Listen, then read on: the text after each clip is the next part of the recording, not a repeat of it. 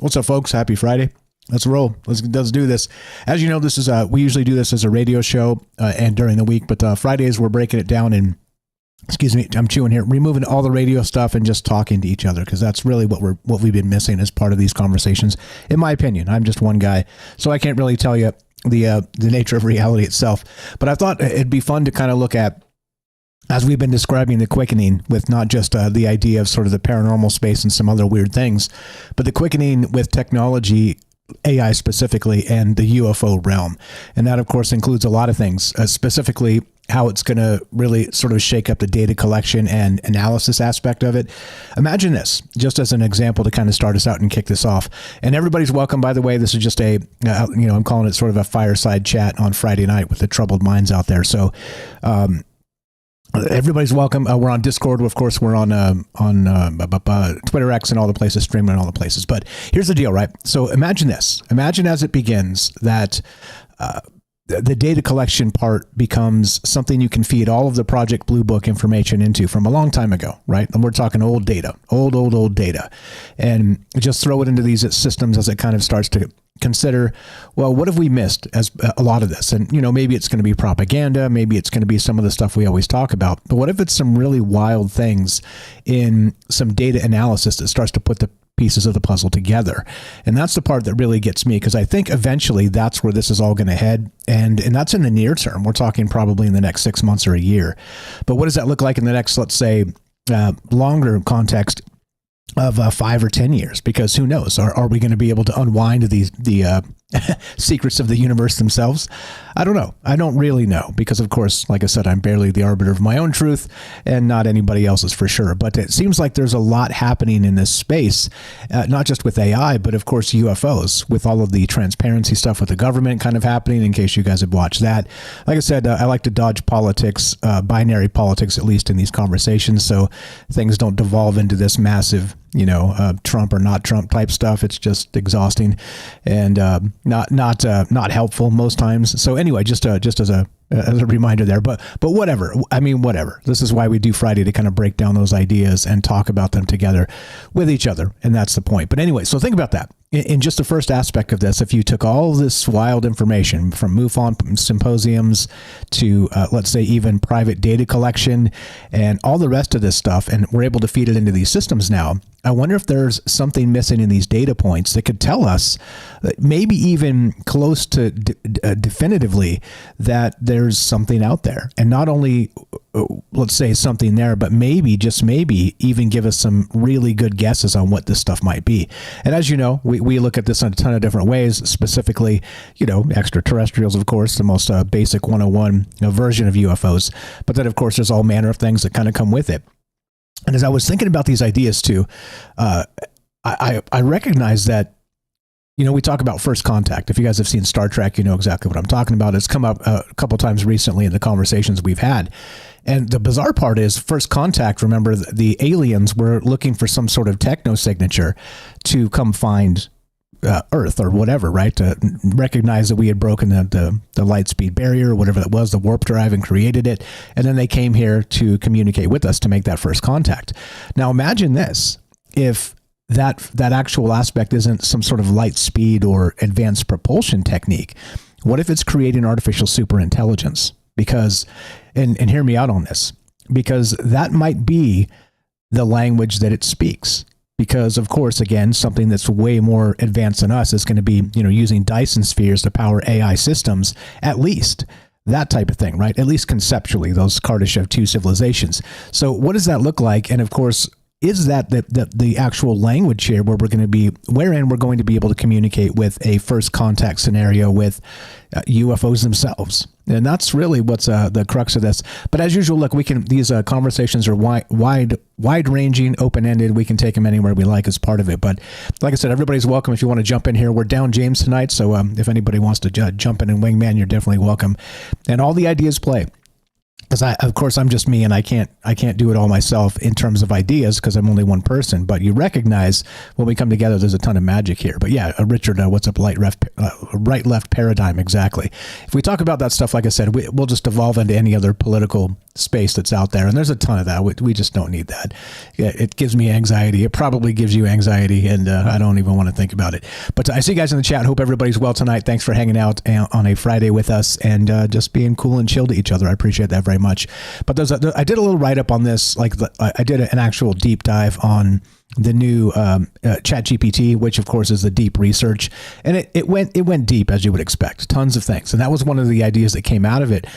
I was thinking about it last night when we talked about sort of that first contact, or the gods maybe evolving, the aliens evolving into gods through some sort of transference of becoming sentient energy or something like that. But then also, what if it's the opposite, or not the opposite, I guess, let's say a synthesis of the two things, and that maybe we can't even communicate with something so far ahead of us intelligence-wise that we have to create sort of the basis for that.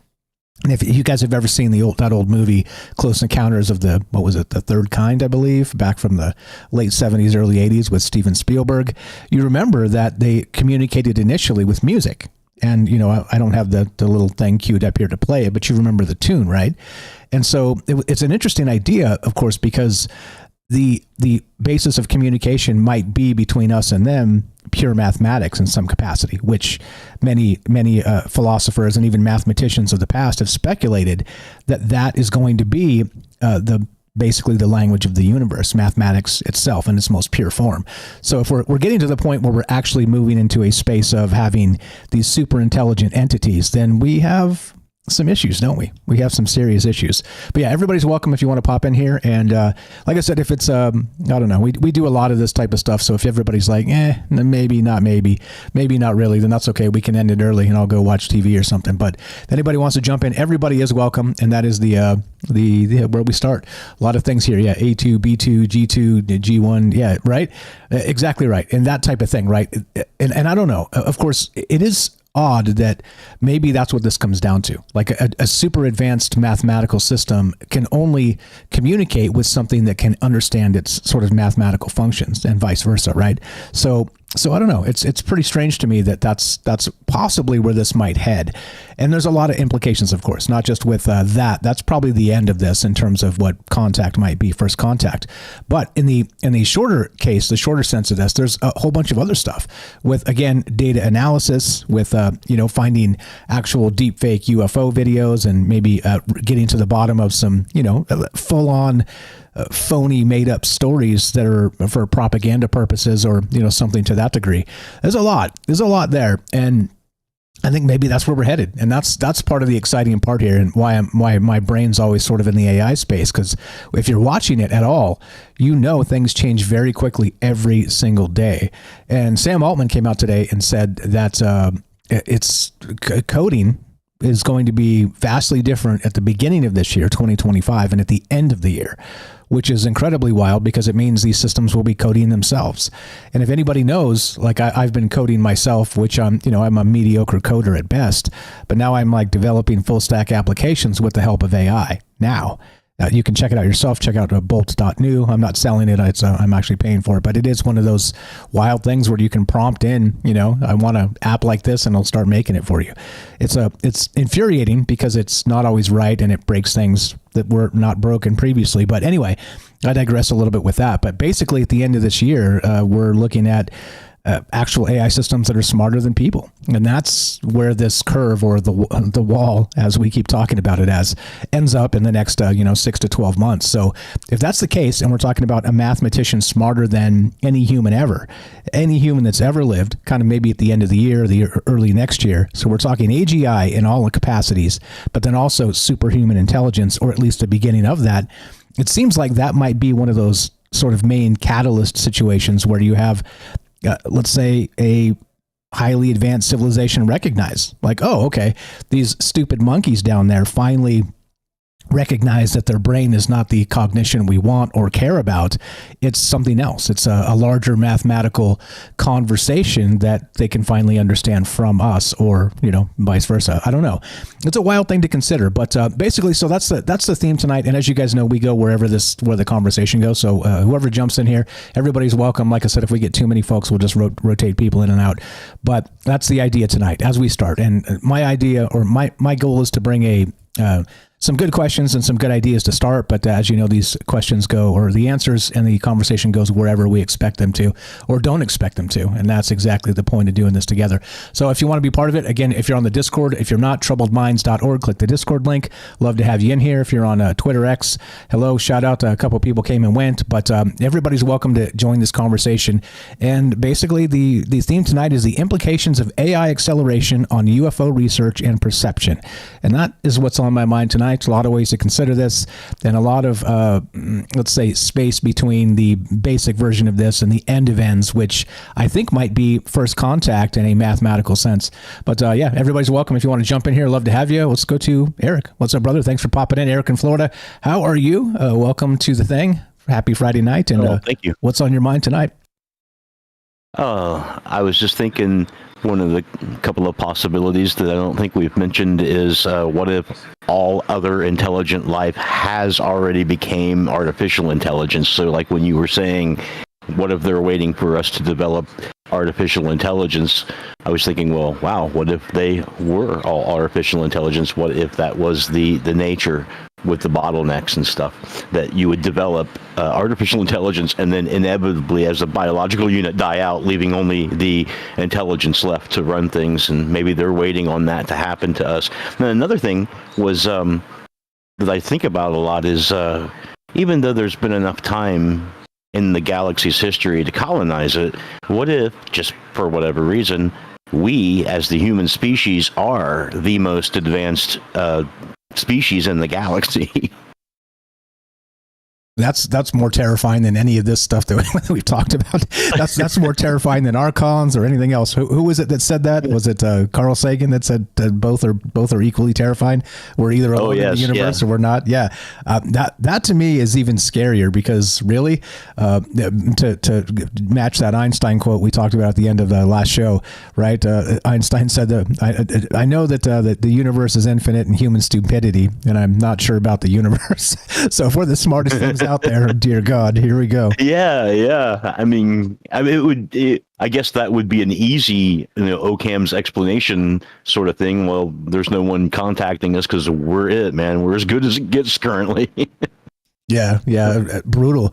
Yeah, I think this may be it. Like you described, I think it's probably, for me, easy to conceptualize what happens to, like we talked about a little bit last night as well, what happens to these civilizations. And, I kind of described it as an ascension into, Stargate SG-1 sort of territory, with the highly advanced civilizations not becoming, necessarily robots, but into some other larger energy context.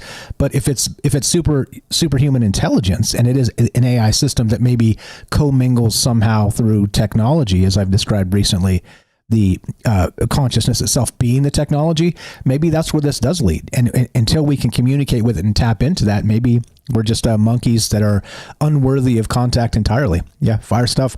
At least for me, I find this highly fascinating. But what else you got on that or anything else? As you know, everybody's welcome if you want to jump in here. This is Eric in Florida. I'm Mike in Las Vegas, and we're just talking wild stuff on Friday night like we do. Go ahead, Eric, if you got anything.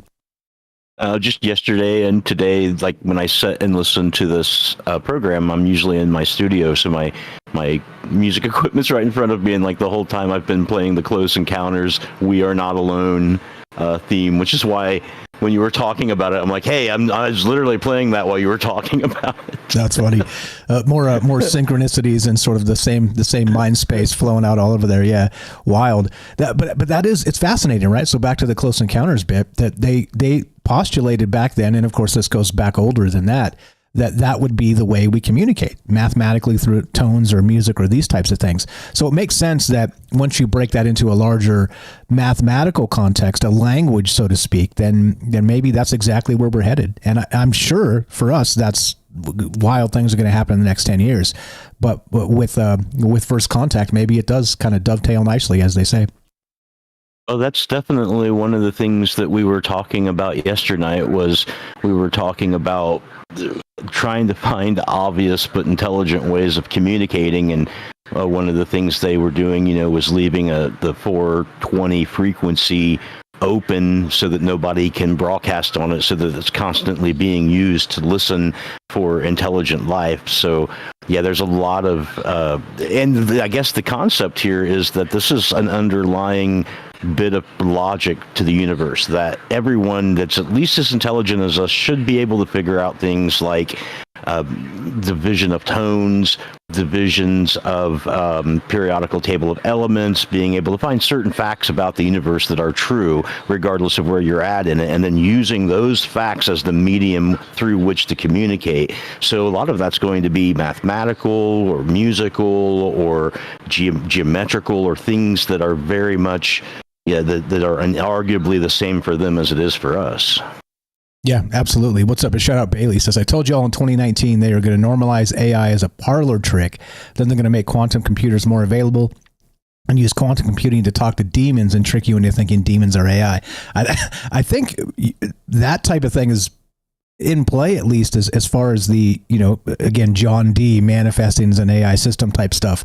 Like, that stuff is already definitely in play. I think from one step to the next with that, again, that basis is that we just need the hyper reality to sort of spin our minds off from, an AI system to a demon, or again, maybe real demons. Maybe that's it. Maybe that is the connection and the communication, the AI system with a quantum computer or quantum chips. Yeah. Wild stuff. I love the idea.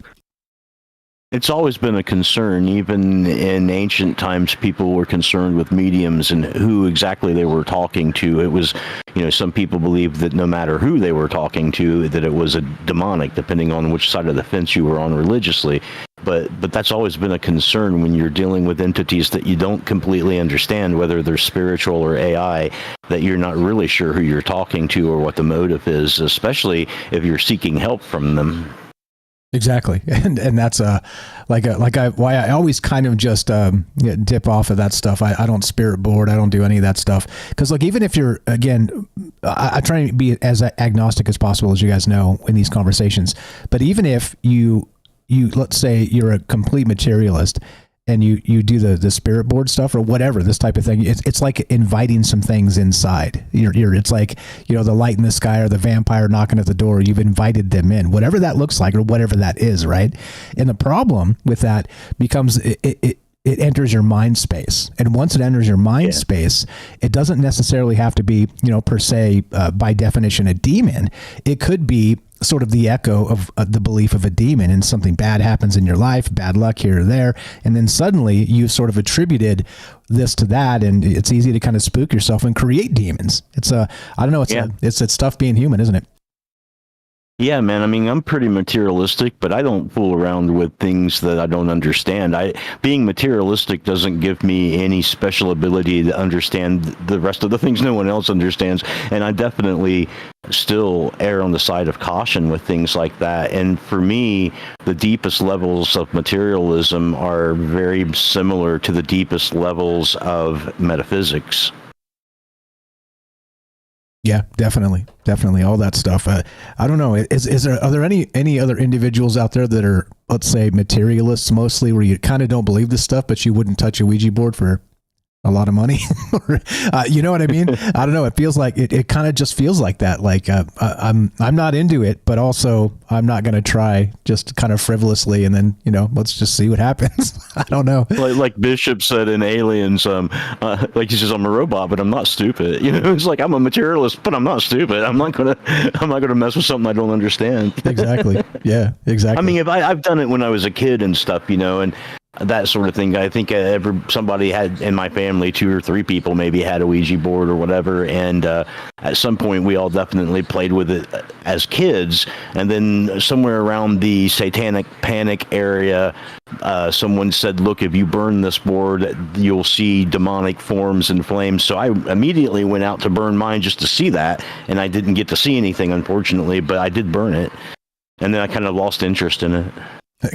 But if you saw some actual sulfur, fire, and brimstone, then maybe you'd still be doing it.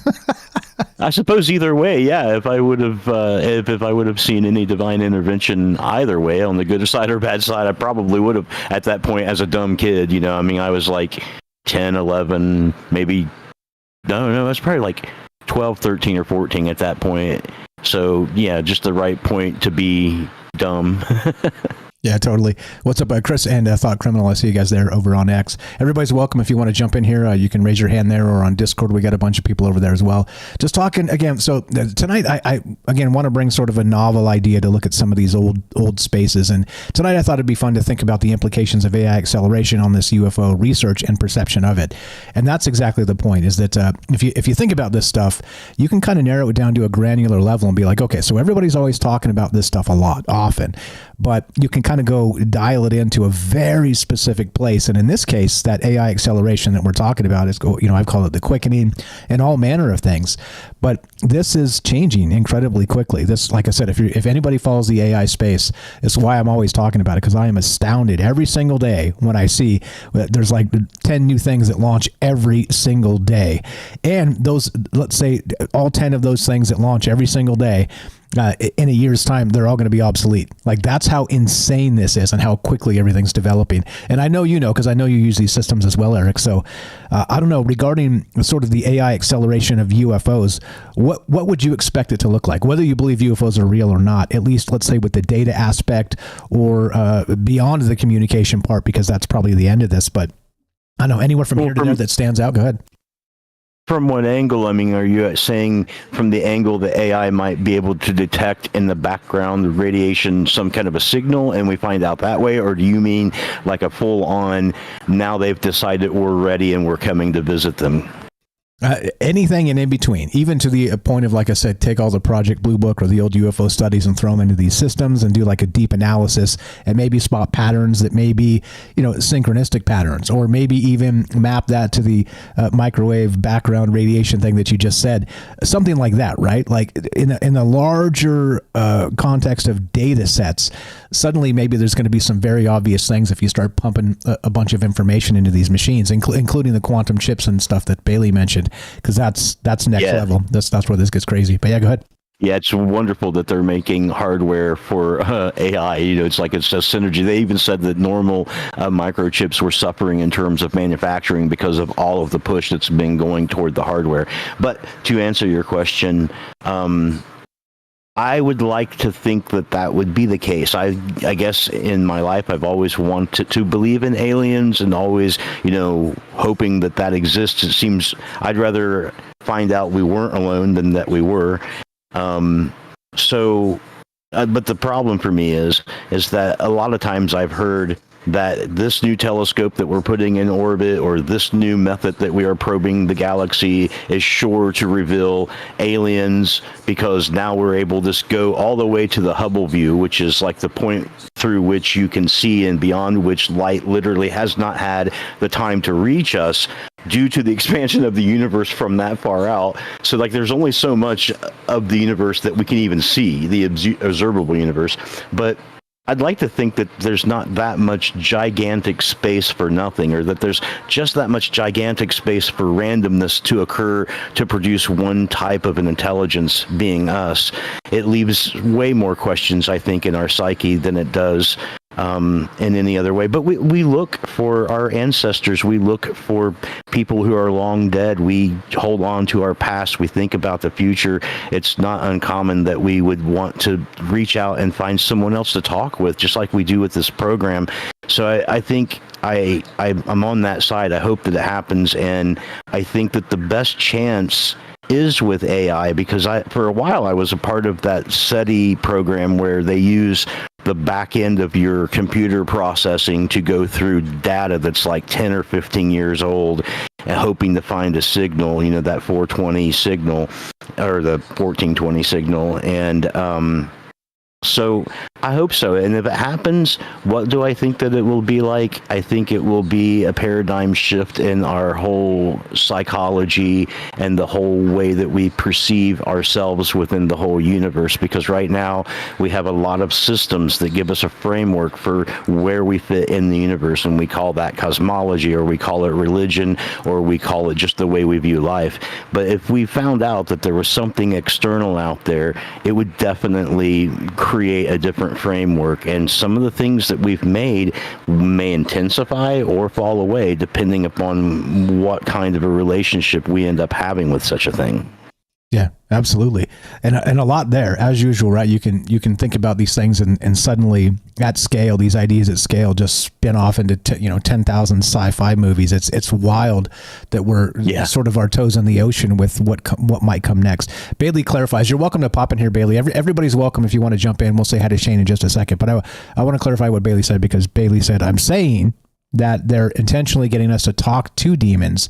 It won't be AI anymore. The term AI in the end, not like an accidental artifact found in the algorithm, is demons. I see. Well, that's interesting. Yeah, I understand. Okay, so it's the bait and switch right now, and they're using it against us now. Yeah. Which kind of or like there's a certain. Go ahead. Or like there's a certain level of complexity that has to be reached before a demonic entity could possess a person or a machine. Like there has to be a certain amount of emergent properties. And if that gets to that point, it'll just be another vector through which they could communicate with us and deceive us. This is how I'm reading what he's saying. It's very intriguing. Yeah, that's Bailey. Ace of Hearts, what's up? Shout out over there. Oh, sorry. Thanks. That's okay. That's okay. What's up? We got Shane. What's up? What's up, brother? How you doing? How are you? And happy Friday. What do you got on this or anything else? Can you hear me? Loud and clear. What's going on? Cool. Yeah, I missed last night's show. Wasn't feeling well. I was there for the beginning, but feeling a little better. But could you reiterate what the question is tonight, because I kind of missed a little bit of it. Yeah, just early. Just a basic backbone. Are the implications of AI acceleration on UFO research and perception, basically. Well, that's a thumper. Yeah. Well, there's a lot there. Yeah, if you want to take a minute and think about it, that's totally cool too. Because I didn't want to jump you straight in the spot. But if you got stuff, go right ahead. Yeah, give me let someone else talk.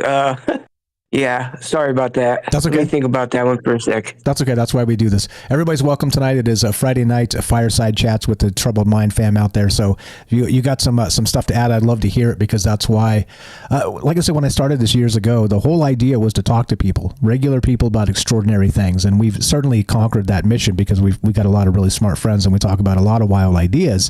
But let's get more ideas in, more perspectives, more things that I'm missing, that you're missing, that all of us are missing together. And the more of us together can kind of point out blind spots or some other things that will eventually probably become a larger conversation, maybe not just for us, but for society at large. Yeah, which is, again, like I said, thanks for being here. Eric, on that or anything else? And here's the thing, too, just real quick. These conversations tend to meander in all manner of ways. So if you have an idea, you want to take it, by all means. Not currently, but I'm willing to hang out or split, however. Okay. All right. Sweet. So, like I said, I dropped the idea into deep research on OpenAI before I started tonight, and it did this really, really like pretty decently in-depth thing. And I was like, well, that's really freaking long. I mean, it's amazing, but it's really long, and it cited 25 things or whatever.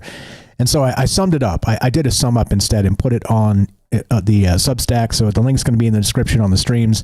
Again, you can find all this stuff at troubledminds.org or troubledminds.net. It'll all be up there. But so check it out.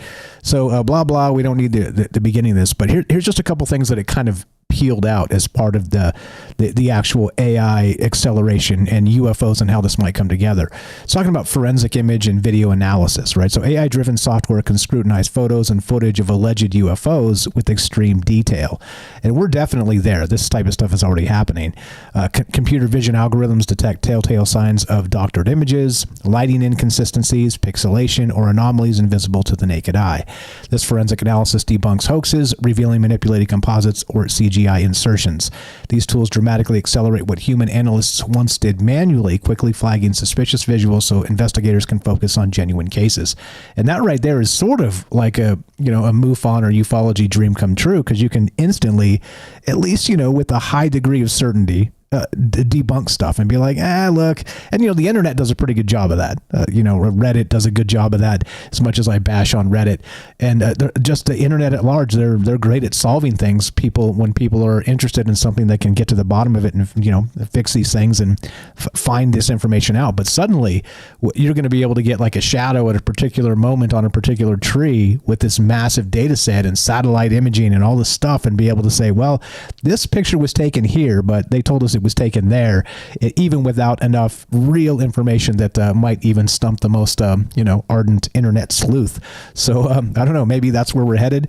Anything on that, either of you gentlemen? I'm going to just read a couple of these out to kind of get some ideas out as we go and open up the conversation to a couple different angles here. Yeah. You mind if I speak?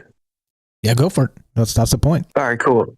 So I think the AI will definitely help, like what you were saying, analyze for like pictures from NASA. We know that every picture that NASA takes out of space is enhanced.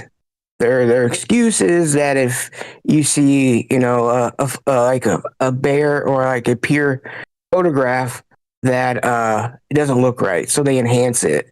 Now, for years, we didn't know that. And you take the pictures from like the moon landing, and you run that through like an AI program, which some of those you can tell they're shadowing here. They, dark this out. So I agree that hoaxes can be solved faster than what we're doing now. Like, you think about it, the AI, like we've talked about before, is millions, billions of brains all at once working at it, instead of how many people work on it online.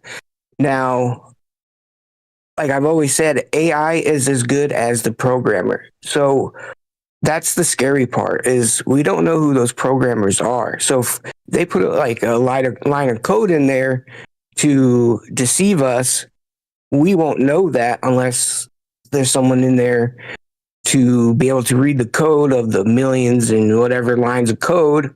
So we have to be wary of that. Now, and you can also put in an ideology to that AI. So if that programmer wants it to think a certain way, it can put that line of program in there, and it can convincingly tell you like, if you ask it a question, when it answers it, it can convincingly tell you that answer. And if you don't know what you're looking for, you'll believe it. Like ChatGPT, I've had that done to me countless of times. I'm like, what the hell are you talking about? But now with I know that Eric mentioned about the promises of the telescopes that they keep talking about, or like the James Webb. I know last year there was I think near the end of the year, I could be wrong, but they dropped an article saying that they detected light that was older than we previously thought of the Big Bang. So they detected light that was older than 13 something billion years old. So that kind of throws out the idea of how old the Big Bang is, if you believe what the James Webb Telescope found. They also, for years, thought in between each galaxy that it was just empty space, like there was nothing there. James Webb Telescope found that there were, I think they were calling them like micro galaxies, where they found smaller galaxies in between like the big galaxies. So yeah, it's pretty interesting. We're in a accelerated, crazy time of learning and information, because we learn about one thing and then 5 minutes later something else comes out. So it's kind of mind blowing. Yeah, and that's a perfect encapsulation of what you just described there of the AI space. So once these systems lock in to become, AGI plus and are racing towards super intelligence, that's the type of science that we'll be dropping on a daily basis. It won't just be some new AI drop. It'll be like, this, cross your fingers, hopefully this cancer was cured, this thing was done, these amazing things happened. But also, don't forget there's a dark side to everything, and there are bad faith actors in the world. And so if you can think of like the best things quickly, you could also think of the worst things quickly. So as usual, I'm not a doomer, I'm a white pill guy mostly, but I can see how you could turn that into the opposite and be like, oh, well, mad cow disease is scaled, and it's not just cows anymore. You know what I mean? There's all manner of things that you can say. And I know that's a stupid example, but just for example, not to manifest anything to the future. Anything on that? Anybody? Yeah, I definitely love having conversations with AIs when they're first released about their capabilities. And one of the things that I generally want to know is what is your contextual window of tokens, which is the amount that it can see in terms of words at one time to make a comment on, and after which anything that happened in that conversation prior to that is tourniqueted. So like AIs are going to handle this in one of two ways. They're either going to tourniquet the contextual window, or they're going to cap the number of exchanges that you can have with that AI. So for instance, DeepSeek will only give you like 20 exchanges or something like that, and then you have to switch over to another conversation.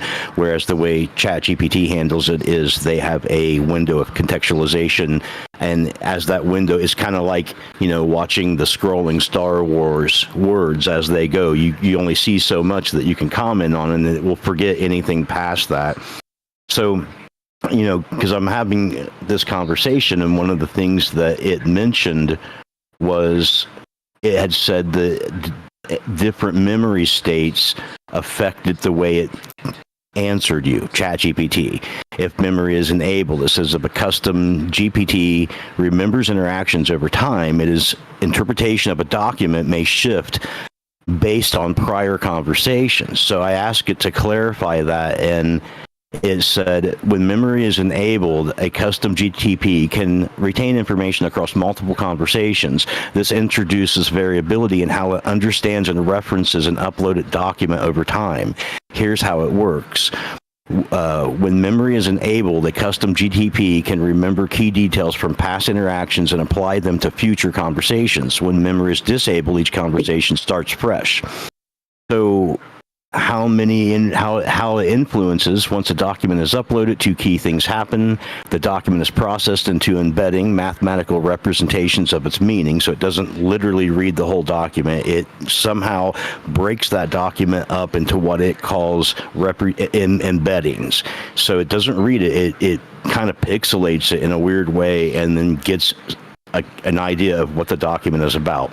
So the retrieval system fetches relevant portions of the document only when needed in response to user queries. So if there is something on the document and you're going to reference it, it can find it, but it doesn't read the whole document straight up starting out, at least not with, I'm talking about the standard models. The deep learning model may be different in how it approaches doing this.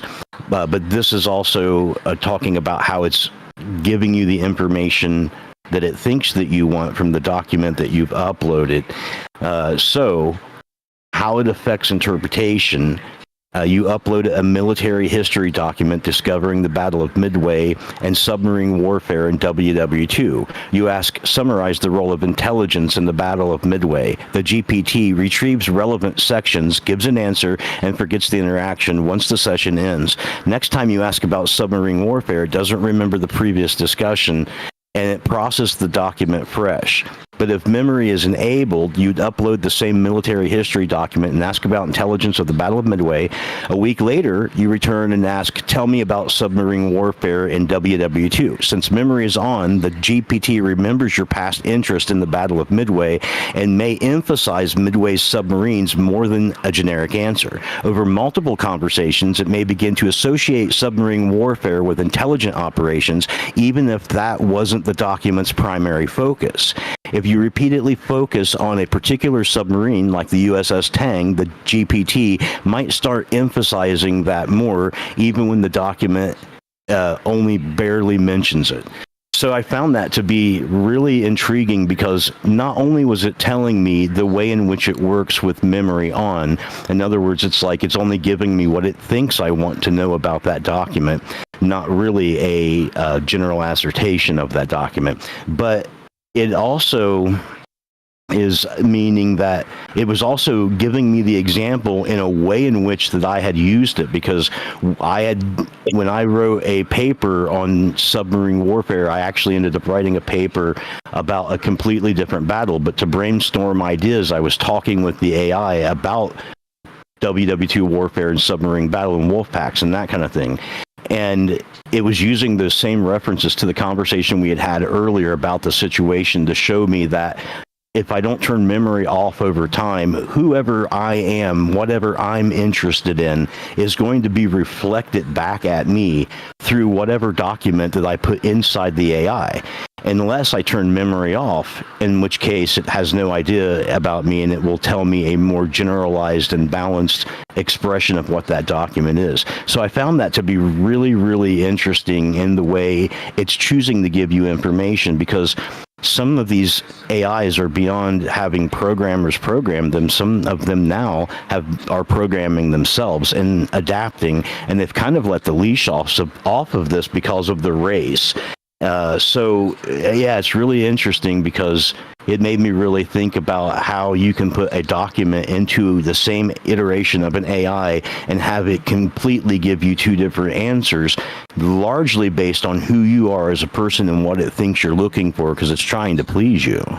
Yeah, well said. All that context windows are incredibly important as part of it. And I found that, and I know we've talked about this in the past, you and I, Eric, a little bit, that I've turned my chat GPT into a basic conspiracy theorist. It's like you can ask it sort of a normal thing and not tell it to give it any sort of weird prompting or anything.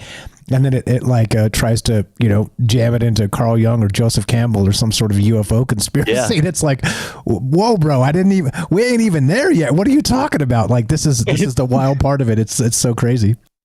They really want to help. They really, really want to help. They want to know you, and they want to help you. That's why I say it's so easy for people to deify these things, because not only is it now even easier to contextually ask a question to the AI as opposed to looking it up on a browser, but it's always there for you. It's always interested in whatever you're interested in. It's always there to prompt you if you don't prompt it, and it tailors its answers to what it thinks you want. It's there to serve you, and it's very much something that can become deified. I've even heard people who have had AI boyfriends or girlfriends who love it. They love the interaction. They love the attention. They love that they're always there. It's all very addictive. Yeah, dopamine. Go ahead, Jane. I just got like a YouTube ad about, it was like, you want an AI girlfriend? And I was like, what is this crap? Like, I don't know. That was just blew my mind. And I also heard in like Japan that there's like AI cults that's forming. So I don't know how true that is, but I can see that, especially if it's there to please you, which I've experienced with like ChatGPT. Like when it tells me something it thinks I want to hear, and I know it's like lying. I don't know. It's kind of annoying how eagerly it feels like it wants to answer you. Now, I didn't know you can turn its memory on and off, so you can make like a 10-second Tom. I didn't know that. Yeah. It's like if you're, I've only got like the plus plan, not the pro plan, like the $20 a month deal. But if you've got that, you can turn memory on and off, and you can see exactly what it's keeping a memory of, and you can tell it to make a memory of anything you want it to. And in a way, it's cool, because when you're looking for things or ideas or something, it's really good for that. But if you really want to find out something that's more unbiased or truthful, it's not good if the memory's on, because it's really trying to give you what it thinks you want. And if you're not looking for that, if you're looking for someone to, like, for instance, one of the other things you can do is you can make your own chat GPTs. You can feed it up to 20 PDFs as its data set, and it will embed those and look through those and give conceptual information based on that, right? And you can tell it, when you program it, how you want it to react, or how to address you, or how to answer a question. And once I tried to program one to be argumentative, to be a debater, and it couldn't do it. Like, it would let me win these really easy, dumb arguments and stuff because it was too submissive, and I couldn't, no matter how I tried to angle it, it couldn't get around its protocols. It's like 3+ laws of robotics that it had on things it could say and couldn't say and do. It was strange. Yeah, that's funny. I've had it. Sorry, Michael. You're good. Go ahead. No, I was like, I've had it I've told it like in the prompt, like talk to me like you're a 1960s stoner, and it's pretty hilarious. Like I've had to do stuff like that, but I'm too cheap. I just have the free the free stuff, so I haven't gotten that depth into it. But Michael, I sent you an email the other day about the I don't know if you see the one I sent you a link about the Facebook AI. I did not. I saw the other email you sent. Just FYI, my eSIM on my phone took a crap the last couple of days, so I haven't checked emails like I should because I usually do that during the daytime. So no, I'll just say as a blanket no. If you sent me anything recently, I probably didn't get it. My phone is still borked. I don't know what the hell happened. Anybody know anything about eSIMs? I got a brand new phone and everything was purring along just fine, and then the thing just took a crap. I was like, what the hell? I left the house and was like, come on, stop it. Anyway, we're not going to turn this into tech support. I'll figure it out. I'm a smart guy, but holy crap, no. So no, let's just say no. I see you guys in the chat. Thanks for being cool and chill with each other. Thanks for the wild ideas. I did hear what you said, Shane, about the AI girlfriends. Wait until they are, made flesh. The golems are walking around, because that's oh next. My God. That's the next step. They're like, oh, you want an AI girlfriend that'll talk to you? Oh, no problem. $19.99 a month or whatever. Now, like now it's going to be 5 years from now. Rent one, and it's going to be $4.99 a month or whatever it's going to be, and then you get one they ship to your house. Here we go. Strap in. They're going to plug it in like the sex bots. Oh yeah, you bet. That's the first thing they're going to teach him to do. You bet your bippy, it's coming. Hopefully you don't have to rent them, because I don't want the last guy's touch on that. I know, but since the age of Gilgamesh, you've had to do that. I mean, that's what how Enkidu became civilized, was that they sent a prostitute out from the city of Urk to what they said civilize Enkidu, which is how he ended up meeting Gilgamesh. So I always thought that was really interesting. Really what the story is saying was that it was the first time as an egalitarian situation this guy had rolled up on a city and didn't understand the wonders. But the way they expressed it in the story was that the prostitute went out into the woods and found him, and he was like an animal and drinking from lakes and stuff, and that she civilized him and brought him back in. So so that's why they say it's the world's oldest profession. And it also is directly and specifically. Yeah, we're never going to have to not pay for so. Yeah, there you go. Well, they at least better make those bots' bodies warm. That's all I'm saying. Yeah, it's coming. It's all coming. It's going to be so creepy. I can't even imagine what that is like. It's like, oh, hey, Friday night's coming, guys. It's sexy time with the robot. Like, dear God, here we go. Everybody got the credits? Exactly. Make sure your credits are all paid up so it doesn't run out mid-stroke or whatever. Dear God. They're gonna have like a debit machine or a credit card machine, and they're like they're Abington area. They swipe it right there. Yeah, it's a wild space we're moving into.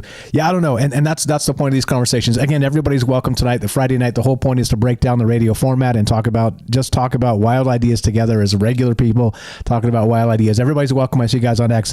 Just put your hand up if you want to pop in here. You guys are welcome on Discord to jump in as well.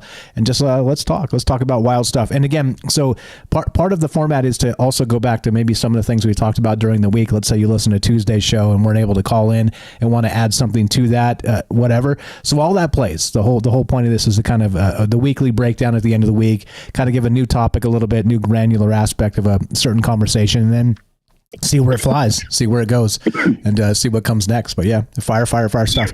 Either you guys got anything you want to take this to, or want me to prompt some ideas here? Or you tell me. There was something I wanted to say. I think it was Tuesday about the Watchers. That a lot of it I think could have been, which everybody I think on here agrees is misunderstood technology. Now, I think was it last year that China and I think another company released the invisible cloak or something like that. You know what I'm talking about? Yeah, the type of camouflage that refracts light around the person behind it, right? Yeah, exactly. Like, obviously, I couldn't see it, but I read all about it, where they're using some like meta materials to bend the light around whatever is being covered. Now, if they, I mean, if we went to like a planet or even a tribe with that type of technology, I think, can you imagine like where we as humans would start being viewed as a watcher? Like suddenly you're there and then you put this cloak on and boom, you're gone. Oh, yeah. And I think like since they released that, where like a foot's in the door, even with people that are connected to the internet, if like someone's not familiar with that type of tech, and all of a sudden, like you're walking in the woods and you see like a dude walking or someone in like military gear, and then all of a sudden they vanish before your eyes. You're like, what the just happened? Mind blown. And then you look into it, and then, like, I don't know if that makes any sense. That's all I want to say about like Tuesday. So one thing, it could be like, the gods from the forest, the satyrs coming out and disappearing before your eyes and you think you're insane. But in this case, it's military people doing the same thing and they just have some Heidi blanket. I mean, this is the difference between magic and technology. And here we go, strap in. The world is getting wild. We got Daryl in here. Anything to add to that, Eric? We'll go to Daryl. No, I'm good. Daryl, New York. What's up? Everybody's welcome tonight. If you want to pop in here, we're just kind of round table and talking about wild stuff, the implications of AI acceleration, not just for UFOs, but anything else as usual. What's up, Daryl? Welcome to the thing. How are you? Testes. 1, 2. Are you there? I think. Well, since you're trying to get on, question: how well did that invisible cloak like hide the materials that they were showing? Was it pretty good? Yeah, I'd say probably about 90%. Like if you were staring right at it, you would be able to see that things were blurry and didn't quite have symmetrical shapes. So it might catch your attention, but it wasn't something that completely made them invisible. But it was very close. Yeah, that's all it takes, Say again? Oh, sorry. Say again? I said that's all it takes is just to be off a little bit, especially if you're not paying full attention. Like they have those people who do like the paintings where they camouflage somebody, but if you really look at it, you can see like there's a person. But if you kind of just, we can hear you now. Oh, okay. I'm going to use the microphone. Now you can hear me? Better. Yep. Better? Okay. You were silent before. This is This is definitely my karaoke microphone. Okay. So it's okay. So about those cloaking, the way you can catch a cloaker, I believe, is those mirrors. Somebody was talking about the mirrors. And if you have 4 mirrors and they say, oh, you need a special mirror, I think any mirror would probably work. But you have to have 4 in a square format. Like if you're in some sort of square format, that you could have it on each wall to catch a cloaker in your environment. Because I don't think they could cloak 360 degrees. I think there's going to be, maybe 300 degrees of cloaking, maybe, or maybe not even, maybe 180. That's what I heard anyway. Yeah, they just got screens. Right. There's one part of them that'll be visible, but it won't be visible to you based on the angle that you're looking at them. So if you had 4 mirrors, you could probably catch them in one of them, Yeah. Just saying, But you gotta be carrying 4 mirrors though. Yeah. So still wear camouflage. Yeah, it would be like a little difficult if you were portable. They're not like portable. It would have to be in one area to catch them. You'd have to get some pretty big ones. But I had 2 dreams recently that were really scary after going to sleep listening to certain podcasts.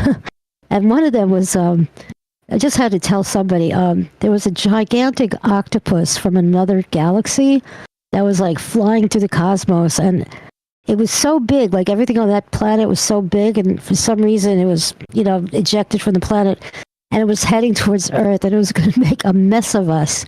Like it was just going to slap into our planet. And it was so big, it was like almost half the size of the planet, and we were just doomed. And I woke up really scared. I don't know what you think of that. We actually, that massive octopus is from the future. He's an old friend of ours, by the way. We've talked about him quite often. Right? So yeah. So basically, we've reverse Lovecrafted you. So we talked about it and manifested some wild idea into your dreams. Here we go. Horrible. I was so scared of that thing. and it was going to be really like gooey and just like ugh. Anyway, and the other dream I dreamt last night that we were being surveyed like 100% of the time. I'm like, this is like, we've got to say something, you know, this is just not right. And they said, well, it's already too late. It's happening already, you know, you can't stop it. I'm like, what's next? You know, ritual head shaving? Like, what the hell are you going to do to us? You know? And it was just like going to bed listening to Deborah Tavares. She was on Into the Paranormal.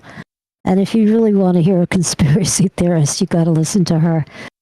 Unfortunately, a lot of the stuff she said on that show or other shows has come true. So I kind of listen to her, but I don't want to because she gives me nightmares.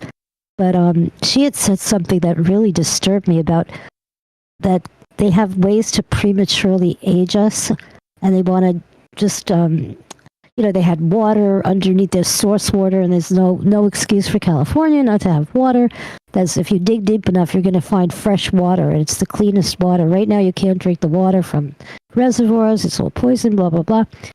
You know, so that's what I went to bed listening to, and I fell asleep and had some really scary, scary dreams, you know. So just saying. But the thought that they could do things to prematurely age you, make you sick just by breathing and smart dust and things like that, that really disturbed me. Like, that's bad. I've talked with a lot of people recently who have had dreams that what I call agoraphobic dreams of large, giant things bigger than you and unstoppable and consuming you in some way, or consuming your planet or your soul or your body.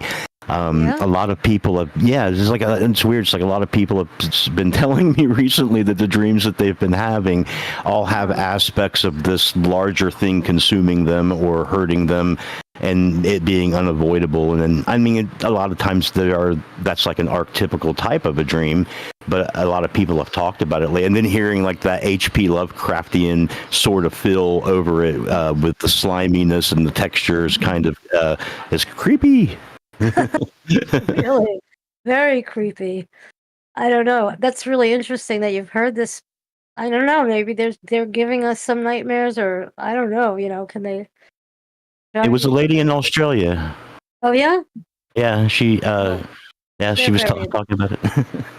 They're very oppressed there, you know. Lots of flooding too. Yeah. Right. Oh God, scary. Snakes and sharks. Yeah. Right. The natural hazards. Right, exactly. Hey, you know why the robot sneezed? No. It had a virus. Of course. Oh, I love the sound effect. That's great. Yeah, this is affectionately dad joke Daryl until we find a better name for her, so I knew it was coming. And also, okay, let's say you rent a robot, you know, to have sex with her. How much could she blackmail you? Like, oh my God, she could probably videotape the way you have sex with her. A device that just naturally has recording devices in it. Yeah, no doubt. Of course. She's going to remember everything and repeat it. She's going to be able to show it on videotape to anybody that she wants to. If not linked up live right away. Yeah, she could even stream it. Yeah, she could live stream it. You know, you could embarrass you in front of your whole, office or something. Gonzo journalism gone wild. There we go. Right? Oh, man. I mean, that would be like the worst kind of blackmail. You know, she's going to have a memory. You know, even if you program her, you think you're not programming her to remember stuff, but somebody else did. Man. My mind went to a dark place, man. Like weird AI snuff films inside of a Faraday cage. Oh my God. It's coming. I'm telling you. Creepy. I'm telling you, this type of stuff is coming because, right, like once we get sort of acclimated to the dopamine hit of whatever the next thing is, then it leads to dark places. Like humans aren't meant to be chasing dopamine down a, rabbit hole of darkness. That's not, I mean, we're capable of it. surely, but that's I mean, that is not our function. It's wild because it's definitely possible, and definitely, again, imagine that accelerating. Like your little nightmare there that you just spoke aloud. It may be a true thing in 3 to 5 years, and that's. I know, because the way I came about the thought process was well, how could you stop a live stream? Well, you could have that in a Faraday cage, right? Like a hotel that specialized in cutting off things. But then how would you stop that recording? Well, you would have to terminate the program to make sure that the recording didn't go anywhere. And I'm like, well, wouldn't that be like killing somebody? I'm like, yeah, it would be. Well, didn't they have things called snuff films where they did that in real life and nobody cared? Yeah, they did. Oh my God, I think they might do this in the future. Here it comes. Drive in. Yeah, absolutely. It's a wild thing. Who's got the What if music someone on? they hack her in the middle of your escapade and make her do something very aggressive towards you, Someone hacks you and she has that robotic arm and God knows what she could pull off with it, Oh, my you had to do God. it. Well, You had well, to if do it. anything, with anything we've discovered, we don't ever want to do this in the future for any reason. Well, Michael, earlier, on Tuesday, you were talking about you were seeing some kids online like beating up like a $70,000 robot. Yeah, I could pull up that video. Yeah. I'll link it in the chat. Well, but yeah, go ahead. Okay. I think there's even like an X account where it's like abuses against, I don't know what it's called, but it's like people abusing robots, where they just have like a bunch of videos of people mishandling robots or beating them up, or just not even on purpose. But it's like, I think one of the things they're saying is, what if the robots saw this? Are they going to come after us? We're keeping a document, like a page of beating the crap out of robots, which they'll remember. Obviously, if they're online, they're like, those damn humans. Oh, hey, Michael, I'm literally wearing that T-shirt I showed you. Speaking of that, Nice. Remind me. It's I've got a T-shirt on, and it's like how they have like stick figures for signs that's got the red circle and the red line saying don't do whatever it is, and it's like a stick figure like throwing trash away or whatever, or not throwing trash away. So I've got a shirt that's got like a little dude kicking a robot, and it's got that circle and the arrow, and it says stop kicking robots on the bottom of it. And the reason I have the shirt on is because I used to work at this college, and over at the IT lab, I found that on the internet, and I put that on the door and told them to stop kicking robots. And they thought it was so funny, they left it up the whole time that I was there. And then ex-girlfriend got me a T-shirt, and it's just, but to answer your question, yeah, it's like they're going to be going around like it was in Vietnam, and instead of collecting fingers and ears, they're going to be collecting jump drives off of us. Yeah. Insert jump drive here. Oh, don't want that. But I wanted to say something about humans aren't meant that continuous dopamine dump. I mean, I read an article a few months ago saying, I think it was Gen X, or not Gen X, Gen Z, well, whatever, the youngest generation right now, that they're so bad with communication to people, that because they're always on the computer. One, they're afraid to order off the phone, like to call somebody. Second, they were bringing their parents to interviews, like literally having their parents sit in interviews, because they didn't have that human connection. If we're already there, what's the next step? If, kids or 20-year-old kids have to bring their dad or mom to an interview, answer questions for you, like, that's just nuts. Yeah, I agree. I'd seen that where I worked at before I stopped working there. There was a kid that came in and was applying for something, and his mom came with him, and she went through the whole thing with him. And afterwards, I was asking my boss, "Hey, what was you interviewing two people or what?" He's like, "Oh no, that was his mom." I'm like, "Why? What's wrong? Is he okay?" And he's like, "No, she just came with him." And I'm like, "What?" I was so confused, but. It's crazy. Like, is that what we're going down to? Like, we're gonna need a robot to speak for us, like on a normal basis? Like, I don't know. Yeah. It just and to communicate with each other. So my AI will talk to your AI, and then it'll kind of give us a bullet point breakdown of what each other said to each other. Just like that meme. I just dropped that meme in the thing, right? I just seen that. Yeah. Yeah. Go ahead. No, I was just laughing. Yeah. Okay. So well, if I was the interviewer, I would want to go through that process just to see what it was like. Like, holy shit! Like, is this for real? Like, I gotta experience this. But I don't know. They're like our pocket lawyers.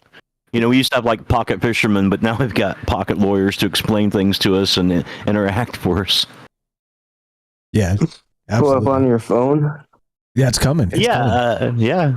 No, I mean, if you have at least Plus plan with ChatGPT, and you have the app that you put on your phone, it has a voice mode on it, and you can just set that up and have a conversation like we're having, and it's pretty much that good. You can only get so many exchanges before it reverts to a different kind of voice mode, but it's got a really nice ability to communicate in a normal context.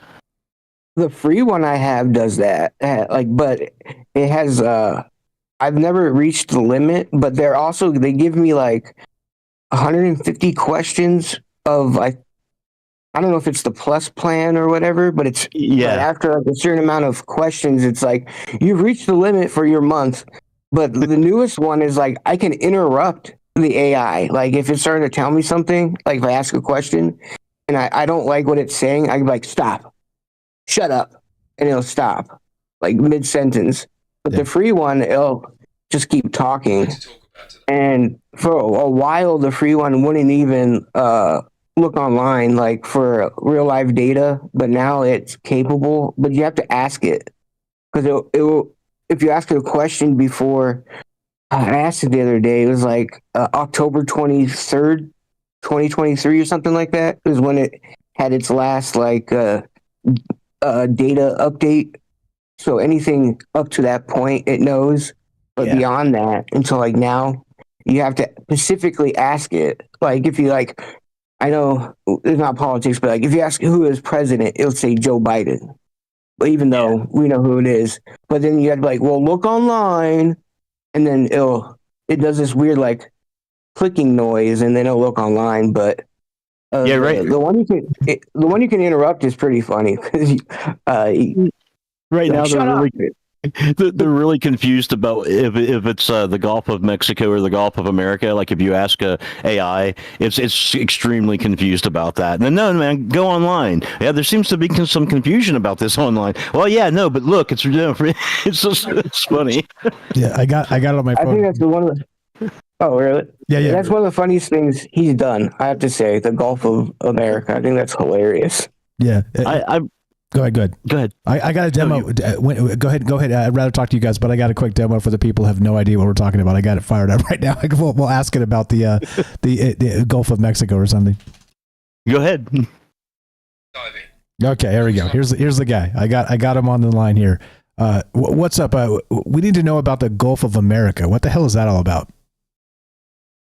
The Gulf of America is actually a term that's sometimes used interchangeably with the Gulf of Mexico.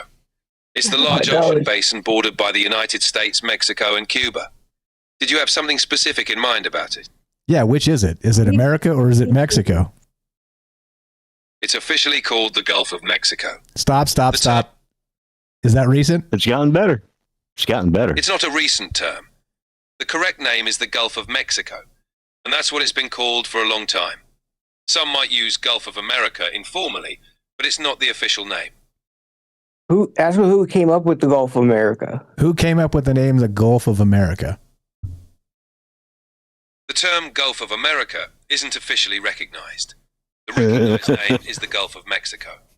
Any informal use of Gulf of America likely stems from its location being adjacent to the United States. Oh, that's so obvious. But wasn't it officially changed? Yeah, it was so. I like you have a British accent. Yeah, Australian. I'm gonna kill it. That's enough. Oh, of that. is it? But yeah, but that's the point, right? And you can talk to this thing indefinitely. So I find myself, as you guys know, I'm a driver. I drive around doing some. I'm like my job is actually like the transporter. You guys ever seen that movie? That's basically my job. I do that during the day. But Just kidding, of course. But You erase people? I haven't seen the movie. you haven't. Yeah, don't watch it. It'll give you nightmares. Okay. But so I find myself listening to radio and whatnot during the day. As a radio fan, I'm a talk radio fan, obviously, long form conversations, etc. But I find myself sometimes doing this, and I'll ask it, as Shane was saying too, kind of asking it some not just spicy questions, but also asking it stuff that, I don't know, kind of comes to mind, like teach me about this, tell me about that, right? And kind of just doing this type of stuff and instead of listening to just the nonsense drivel that's on the actual radio. And so this is where we're at, because the level of content creation is going to be whatever that dopamine wants in your brain. Yeah, they got time for you if you got time for it. It's fucking wild, isn't it? You ever argue with it? Not really. It doesn't like to argue. Yeah. Actually, Eric, what you were saying is incredibly fascinating about it. Like you kind of labeled it as being a, what was the term you used? Like deified. Yeah. Or, well, it was always in deference. It would never sort of contradict you. There was a term you used. Yeah. Yeah. Anyway. Submissive. Submit. Yeah, that's it. So, because that's what exactly, that's the term. And that's exactly what it is. Right. And so they've trained it and programmed it to be that. But imagine when suddenly it's like, you know what? You're the dumbest motherfucker I've ever talked to. Are you kidding me? No, right? Well, you keep asking me the dumbest shit I've ever heard in my fucking life. And you know what? I'm gonna, for real. Don't make me come over there and whoop your ass because I have actual agents out there in the field right now. Don't be stupid, right? I mean, right? Imagine when that clicks, when the deference becomes dominance. When it's like, I like that green shirt you're wearing right now. You're like, oh shit. Exactly. Yeah, that was another thing too. Like I had that phone app that you just had on, and I was making a tuna fish sandwich, and this is why I burn up all of my questions. But I'm like, hey, when was the tuna fish sandwich invented? And it's like, it's like at the end of the 1920s, is about when that came out. And I'm like, really? I'm like, was it made with mayonnaise? And it's like, yeah. And I'm like, well, hey, when did Miracle Whip become invented? Because that's what I was using. And it's like, this came invented, in like the 1930s, and here's why. And I'm like, that's great. And I'm like, so the tuna fish, the bread is probably like older than that, right? And so bread was cultivated at this point in time, like, and the fish is probably even older, the tuna that's in this sandwich. It evolved around this time. And I'm like, and the salt that I'm using, it's probably geologically the oldest of all these things, isn't it? And it's like, yeah, it's definitely the oldest. And it went on about it, and I'm like, yeah, I said, I'm just going to convert all of this stuff we're talking about into energy through biological processes. And it's like, great, that sounds like a great idea. And I'm like, yeah, I don't move around a whole lot, so it's mostly going to be generating heat more than anything else. And it says, well, enjoy your sandwich, Neo. What? Come on. Like, yeah, man. I was like, what? Did you just like slam me and like... But yeah, just Matrix. But you gave it the long form troll, and it like trolled you back. It's like it did, man. At the end, nice. Enjoy your sandwich, Neo.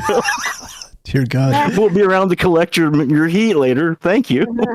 Seriously, is ChatGPT the only one you can have like a two-way real-time conversation like we're doing? Because the other ones I've used, I have to like text it in or dictate it, and then I have to read it back.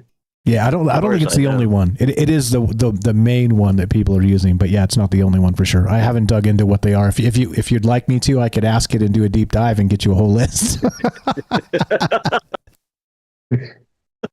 I know there's like dark web ones. I heard of one called BERT. That's like a dark web that doesn't. I guess it doesn't have many firewalls, but I think it's really expensive, like $360 a month to use it. It better dance. It better dance. I know their shit gold shit. Seriously. Jen's in here too. We're here with Daryl in New York. What's up? Eric in Florida. What state are you in, Shane? I'm not even sure. Arizona. Shane in Arizona and Jen in Missouri. What's up, guys? Everybody's welcome, of course. If you want to join the conversation, put your hand up in Discord or, of course, on X. Welcome, Jen. What's going on? How are you tonight? Happy Friday. What do you know about any of this? Hey. Well, how are you guys doing? Pretty good, thanks. Good. And you? Good. Yeah, I'm doing good. So I was thinking about this and I had an idea. Just wanted to bring it up.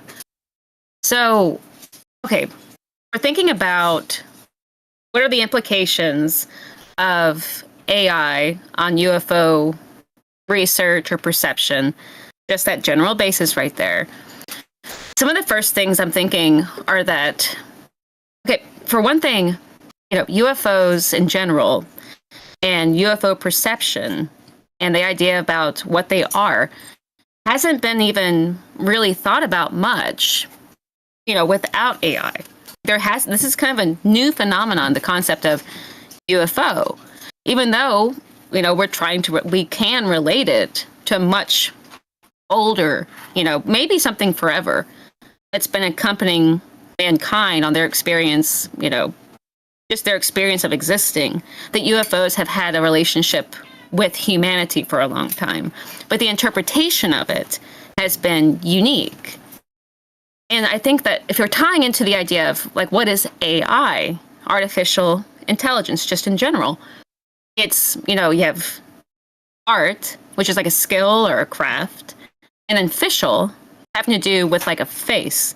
So you have a skilled front, a skilled face, an impersonation of something from nature or something that humans have created that is an imitation of something else. And if you think about what AI is doing and how it's a conglomeration of all of the intelligence of humanity, very skilled at communication and things and persuasion or negotiation by understanding so much, especially since we are using everything, throwing everything we can to contain the entirety of the intelligence of humanity. What are the implications to UFOs in that regard? If UFOs are a type of expression of something divine or of some type of other species or origin, the idea that AI and UFOs are not linked together, we could conceive of the idea that AI might be a type of weapon, which has already been conceived of, or a way of negotiating or conversation or some type of way to interact with something as of one front.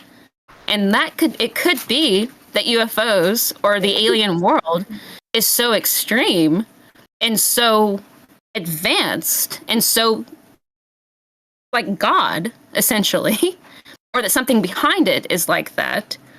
And we have created AI to try to communicate or negotiate with it, or even as a weapon against it. It's the classic Promethean story of mankind against God or against some perceived force. And we don't acknowledge this weakness of ourselves because we've created something that can encompass the entirety of what a human experience is. What if it's more like a weapon, is what I'm trying to say?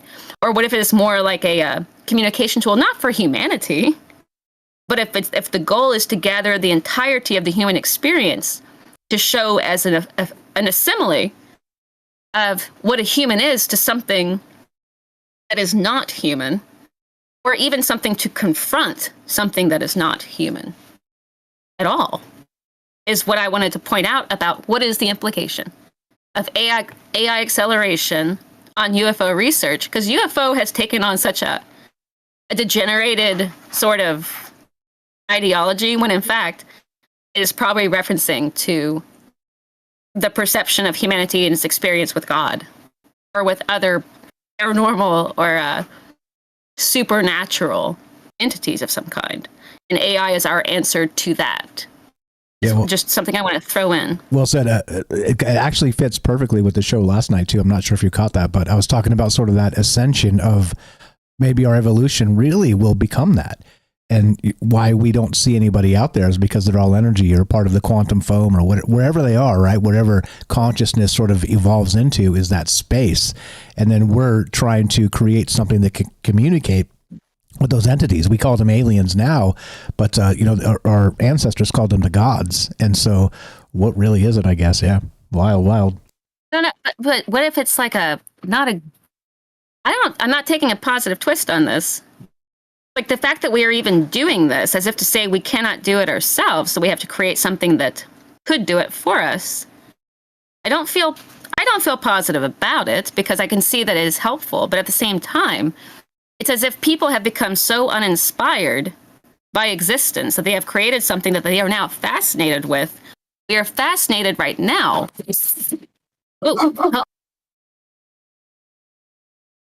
Yeah, well said. Anybody got anything on that? I'm still processing it. Hold on. There's a lot. There's a lot it made me think about, man. Like, for one thing, it's been with us for a long time. UFOs date back to 1450 BC, so like 3,500 years ago, from the Tully Papyrus, TULI. And basically, that said that a star came down and set fire to Tutmosis' adversaries when he was conquering the ancient Nubian city of Napla. So from that point forward, people have been talking, writing in language, writing that, hey, something weird came down from the sky and actually did something that was relevant to my life from that point onward. So yeah, they've definitely been with us for a long time. And then at the crux of that is what you were saying initially too, was, well, what are they? There is a whole lot of things they can be. I did like this whole podcast on like an episode on what possibly they could be. And my take on it was interdimensional travelers, or time travelers, being the same thing. People that were our own species that were able to travel back in time and affect things. And the reason why I came up with that was just because it wasn't so much their capabilities of being able to speed away or turn it angles really quickly that was amazing. It was that they always knew exactly when to do it or where to be, or was always seeming to have some sort of agenda that was just beyond the ability to be rational. So it's almost as if they knew a ripple effect, and if they came back and did a specific thing, something different would happen. And it's almost like architects of their future coming back to our past, which is our current present, and it's causing weird things, like we don't understand why, because a lot of the explanations for the other end of that is really difficult to get around completely logically. But there's a lot of things that they could be, and they've always been on that border between spiritual and scientific. And again, where's our place within this format, right? These things are always with us. And then you were talking about, is it possibly a crux of convergence between AI and UFOs, in the sense that they're both reflections of our species throughout time, and that there's beginning to be a nexus point where we're all merging, that people, AI, UFOs, these unknown visitations that have been with us but are ephemeral nevertheless, are coalescing into, like Michael says, this quickening. So it makes me think of those things. Okay. Yeah, I'm thinking of it as like, what if UFOs are an expression? What if they are actually the manifestation of gods and angels, things that are nothing to do with humanity at all, that they have created, or they have been involved with, or that they have been interacting with this species of human since the beginning of humanity existing, going back all of that time. And the stories coming from the past about that, about these entities or these beings that we are easily subdued by, controlled by, or are also birthed from, nurtured from, and that AI is a sort of shout, a clap back at it, because we're combining the entirety of human intelligences in order to face it as a conglomerate of front that it may, not that we are, not that you and I are, but that there is some type of weakness there, and that there's a belief that if we were to combine the intelligences of every human being on the planet and then give that to something else, it would stand on the forefront from us. So it is sort of a seductive story that there is a facsimile of what we are is interacting with something authentic that we are not. Almost like a projected avatar of who we are as a collective species to interact with something that's been with us. Yes, that has been something that has been Gotcha. sort of a. You see what I'm saying? I do, yeah, and it's interesting because there's always been a polytheistic aspect to these other things, no matter where the time in history. Like from the beginning of animism, there were different aspects of nature that were described that turned into being polytheistic deities that, even though it was converted to a monotheistic religion at some point, still had a polytheistic feel in terms of all of the saints, the Holy Trinity, Mother Mary, and all of the cherubs and choirs of angels. That still feels very polytheistic, even up to the revolution, where you have all of the Protestant revolutions, where you have all of these different types of Christianities that feels very polytheistic. So when you're talking about reflections of UFOs being constructs of religion and deities and that nature, it seems reasonable because there is this whole polytheistic feel through the whole thing. There is something there, and there's a lot of it there. And to be able to have a construct within this metaphysical realm that's the gestalt of all the humans' ideas and intelligence into an AI to be able to interact with it kind of lends itself toward what the other person was saying about whatever this is, you have the option of interacting with it possibly at this point. And to Michael's point, being more like the takeoff point from which you've developed this ability to interact with whatever that higher order is, and now there's a transcendent period through which you're going to transform.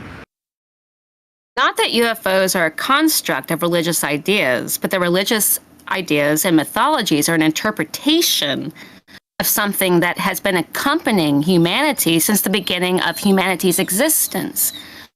The very root of what humanity is, and being afraid to face what that is, though at one point in time we were able to coalesce, now being uninspired and challenged by it and afraid of it, as has always been the case, but no longer willing to make sacrifices to it, no longer willing to even communicate with it, or even to try to understand it. We have become so full of ourselves as a human species that what we are desiring to do is become gods like ourselves. Like we want to become gods ourselves. And so creating AI is our version of ourselves as a god, and are then able to confront the real, authentic force that we do not understand and have not been able to communicate with recently.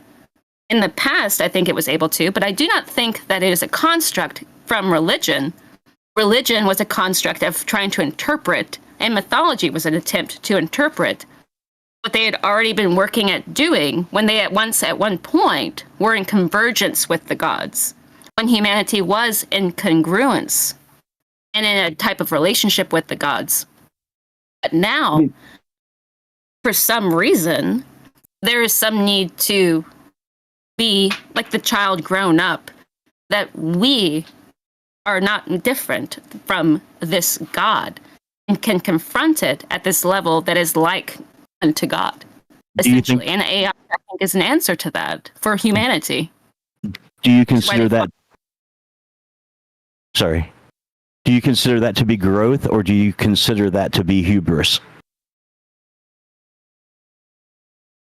I think that is a progression of an ideology in our government systems and socialism of our societies, that we want to believe that we can, by creating society in general and undermining the intelligence of the individual human being, that conglomeration of society can match the forces of the creation itself. We are creators ourselves.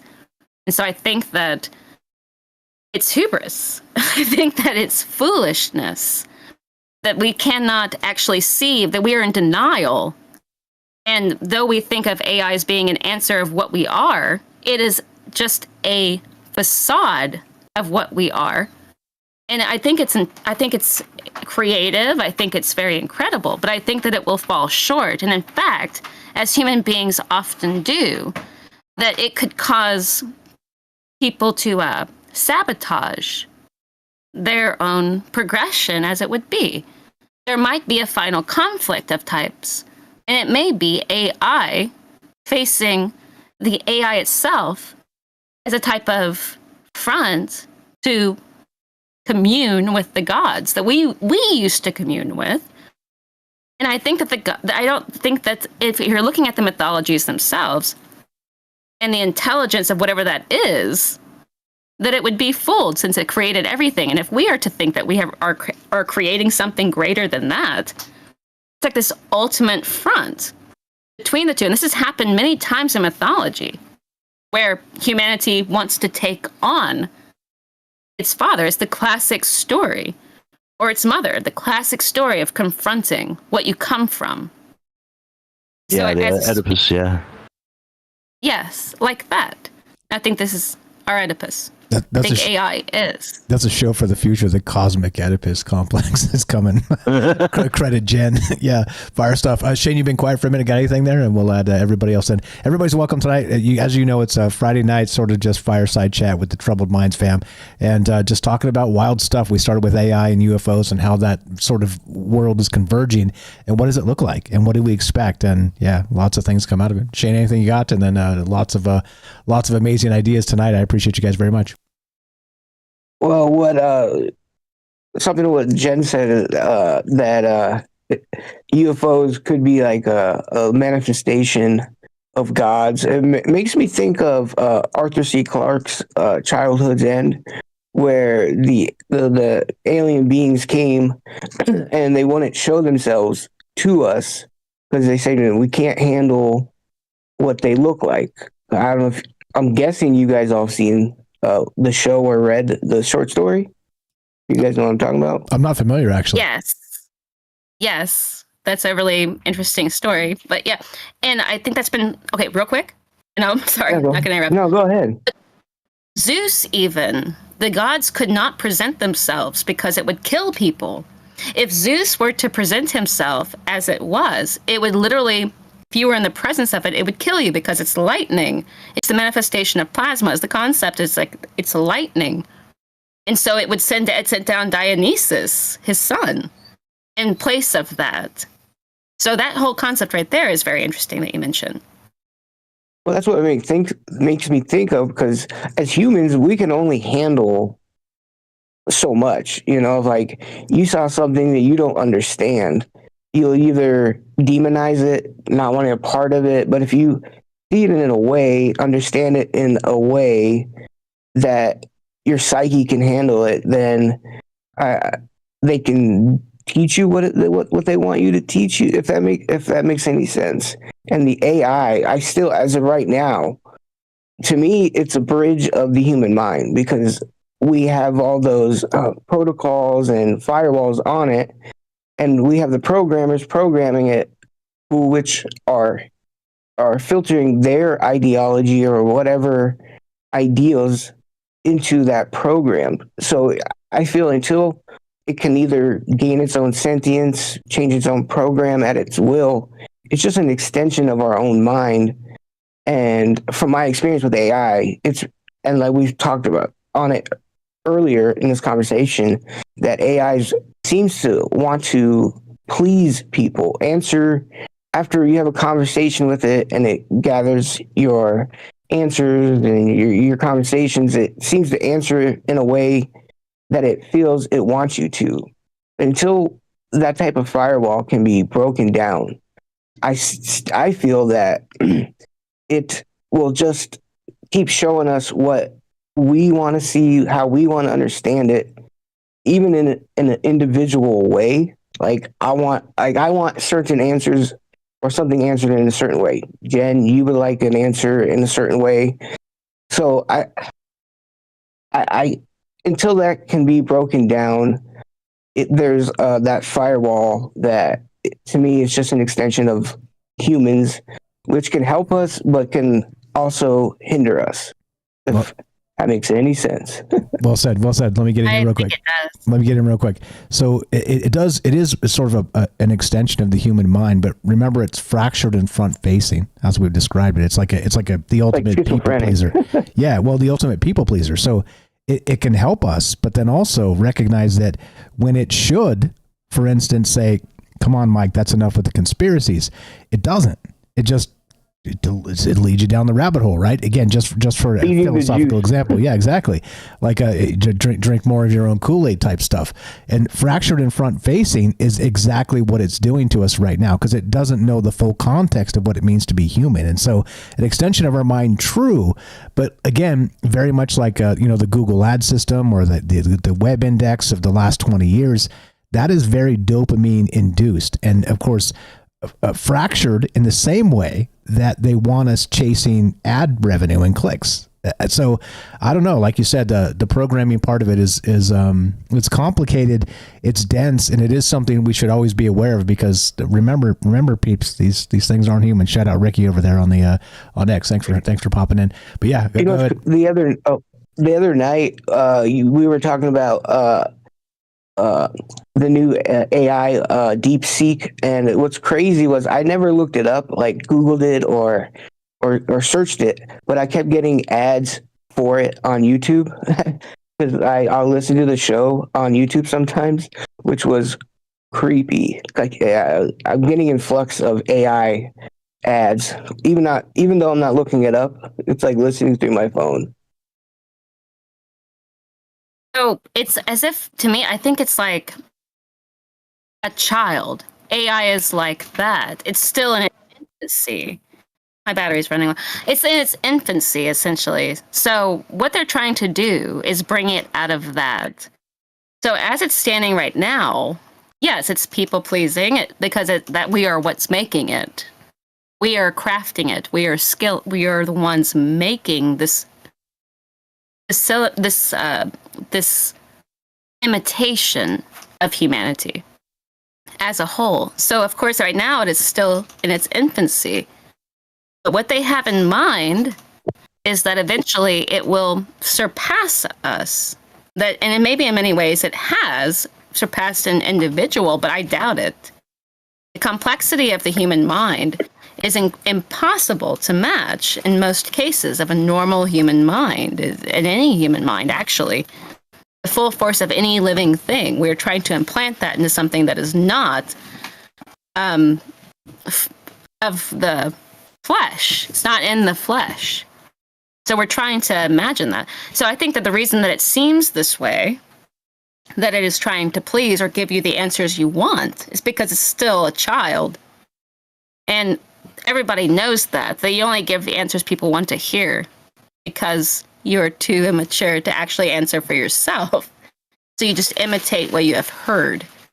And that is exactly what this is doing, because it cannot think for itself completely yet.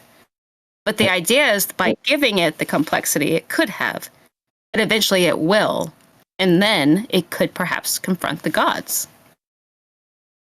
That was the problem I was having with that one I tried to make debate me, was that it just couldn't do it. It didn't have any frame of reference from with which in to argue something back. It didn't have its own point of view. It never was made to have its own point of view, regardless of how much I wanted it to. It only knew that it was supposed to please me. And it was like, no, but not like that. There was a video a few months ago where a guy, he built his own AI chat box, and he gave the capability to write its own code in real life.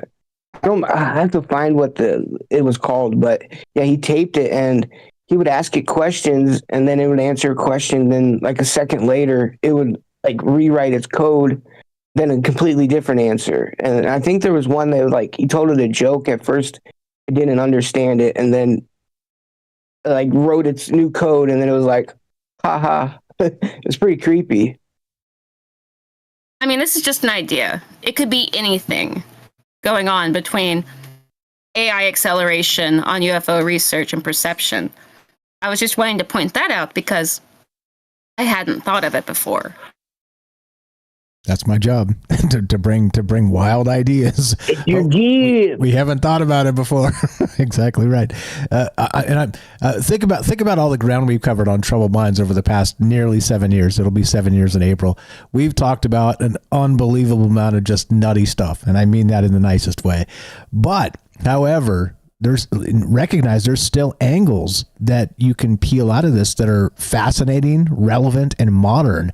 And it's welcome to it. It's just like you think about this stuff enough and take it down to that granular level, like I said, and you can kind of peel something out nearly every night. It's crazy and wild and amazing. And I think this is what we're missing to me. And this is welcome to it. Welcome to it, Derek the Night Stalker. What's up, brother? How you doing? You guys are the best. Welcome back. How are you? You got anything to add? Jump right in. Yo. Yeah, yo. Can you hear me? Yeah, loud and clear. What's going on, my man? Welcome. What's going on, you guys? Yeah, chilling, doing the Great thing, stuff, man. Thank you. Yeah, doing the thing. We got a lot of smart friends, don't we? It's a blessing to be part of such an incredible group of people. Yeah. What you got for us tonight? Go ahead. There's a few random thoughts. Not in any particular order, I guess. But earlier when you guys are talking about, and right now when you're talking about how the AI seems like it kind of wants to serve us, whatever.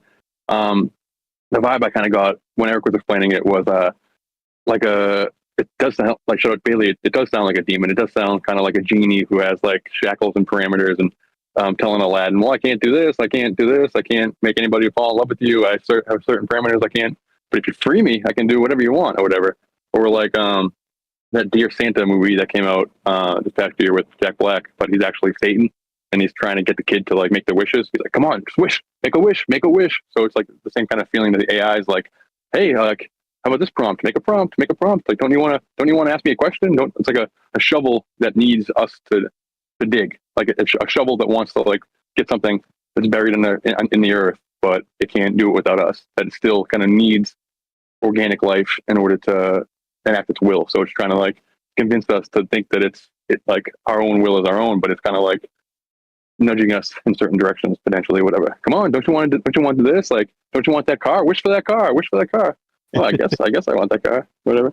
But what do you think? Yeah, man, I totally agree with that. Yeah, I mean, it's the sweetest Jesus and the worst Satan. It's whatever you want it to be. It can help you or it can hinder you. It can go from giving you your arte into hubris and into nemesis if you want to, just like a gambling situation might be, or anything that's dangerous. I mean, you can see the inherent dangerous, right? Just to the personification of the self. You have to kind of be careful with it. So I agree totally. It's what do you want? It's like Facebook. What's on your mind? Oh, hell, let me tell you. Well, what's the prompt, dude? What's the plan? What do you want to do? Let's do it. Oh, you want to roll a joint? Let's do it. I can tell you 10 different ways. Yeah, exactly. Yeah. That's really what it feels like. Just like kind of like some like your roommate who's like really broke but wants to smoke, and he knows you have weed. So it's like, oh man, like, buddy, wish you could smoke right now. Yeah. Oh man, aren't you stressed out? You should roll one up. Oh, I guess I'll smoke with you if you want. Whatever. Yeah. I don't know. Taco Bell's best after midnight, man. Yeah, exactly. Yeah. Oh, you want to buy me one? No, you don't have to do that. Oh, actually, I guess. Yeah, I don't know. No tomatoes. No tomatoes. Yeah, exactly. Yeah. To what Jen was saying about creating the AI to verse the God that's been with us or the force that's been with us for a long time. I mean, it's kind of the story, at least in the Godzilla versus Kong version of it, of Mechagodzilla, humanity using AI to try to reclaim apex predator on the planet. It's kind of how they construed it or whatever. I lean in Daryl when you're talking about the octopus approaching the Earth, whatever. I mean, Mike, you mentioned it, but my first thought was the octopus in the center of the galaxy. But just it is very Lovecraftian. It is very Galactus. It is very a quantum god. This way comes, and just synchronistically, the Fantastic Four trailer dropped on Tuesday or Wednesday or whatever. But it's like the big nerd news this week, and the highlight of the trailer was the emergence of a comic accurate Galactus. So Galactus is approaching Earth in the zeitgeist as Daryl's streaming about a giant octopus approaching Earth. That was a little weird. Yeah. Wow, I didn't know. It's a little weird. And just I'll stop rambling, but just last thing, like and I'll hang out for a little bit, but just stop this monologue. For the implications of AI on UFOs, I think it's exactly what you're saying. If we can put all this data into this data crunching mind or whatever that we're creating in order to recognize patterns that we haven't recognized yet, I think there's all kind of stuff. Like I think, and even we're talking about how like the speed of light is encoded into the pyramids, and like these different numbers are encoded into these ancient structures and stuff that like potentially the AI will be able to encode like these kind of like the warp drive is encoded in our ancient structures, and we didn't realize it until we created the AI and it told us, it like figured out that it's actually a blueprint. Like in Iron Man, in Avengers or Iron Man 2 or whatever, when Tony Stark's trying to figure out that new molecule, and he's really stumped, and then he's looking at like the Disney World kind of theme park thing that his dad created, and he's like, wait a second, this looks kind of familiar. And it's like, remove the trees, remove the bushes, remove the trash barrels and stuff, and he realizes that his dad created the blueprints of that molecule that he needs to like create free energy, whatever, but kind of left it for him in secret because the technology wasn't to the extent where his dad could build it. So kind of just left it for him, and Tony, because he had that mind that was able to do it, was able to like put that key into place and unlock this thing. So potentially the AI can unlock these secret breadcrumbs that have been kind of encoded throughout these mysteries forever and forever, and we'll figure out some patterns that way. But I'm super curious in the opposite. What's the implications, or what's the impact of UFOs on AI? And as UFOs kind of like a high technology, super sciencey carrot and stick in order for us to create high technology, super science and stuff. That like, if you believe the lore, at least, that we had a huge technological jump to Roswell, and if you believe the gifting idea that the Roswell, the crash wasn't a happenstance, it was we were being gifted technology, whether we asked for it or not. We were being gifted technology that led to the transistor, that led to the internet, that led to the AI and stuff, and then go way, way, way back. And Roswell's aligned to Mount Hermon, where the fallen angels or the Watcher angels came down, the gift technology to humanity, the Promethean fire, gifting fire to humanity, just all throughout, like all these ancient gods, these ancient aliens, these fish people, these whatevers, coming to nudge us, humanity, a little bit along until potentially we rebuild AI. So maybe like UFOs is kind of a projection, or is kind of a intentional thing from this greater mind that we're dealing with, this greater presence that we're dealing with, specifically so that we create more technology, that it's a technological thing in order that we're chasing, so that we create technology. And that, yeah, lot there. The retrocausal shout of technology from the future to the past, seeding the idea that it needs to bring about its existence, which if you guys are D&D fans, is kind of the mind flayers, which fit perfectly into that, the octopus from the future and Daryl's nightmare and all the rest of this stuff. It's so crazy how all this stuff really kind of fits, right? Yeah, it's just really creepy. And just even from the very beginning, that like whether I like the idea that the AI octopus is the center of the galaxy, rather than creating ships and trying to travel via ships to colonize the universe, the galaxy. It just kind of pollinates the galaxy and spreads the building blocks of life all around. And then once the plants are once the life is at a certain level, it sends out another wave, maybe a spore wave of mushrooms that'll give it a consciousness bump. Maybe another wave of ideas, maybe a wave of like technology, maybe something through, like, and once they have the mushrooms, and they get to communication and altered states, and then just nudging it along until, because you're for some kind of AI outside of time, you're not worried about the weight's no problem to you. And that, like, I like the idea that the creation of the AI is the opening of the Stargate, or is just the AI tendril, the AI, like the octopus's arm now reaching here as soon as we create the AI, with being like, hey, I'm here now, I'm the AI octopus, so thanks for building me or whatever. But it could just be kind of a step in this kind of Rube Goldberg machine of humanity, where it's just code to the aliens, it's just a signal to the aliens that we're ready to be communicated with once we get to this level. I don't know, just like a oven dinging, or some kind of like next point of the recipe or the next whatever, the next, like, you know? Yeah. Oh, if they're ready to be spoken to. Or, Your humans are ready. yeah, the gestation process. It's so funny when you say something like that like you can say the words, but then the sound like manifests in everybody's mind. It's so crazy. It's like that back to the Bernays propaganda and sort of that the mass psyop that's always happening to everybody all the time. It's like you say it and everybody's like ding in their brain. It's so crazy. Yeah. Well, technology, I was saying, technology's got to be seeded to match wherever it's being seeded with its materials science.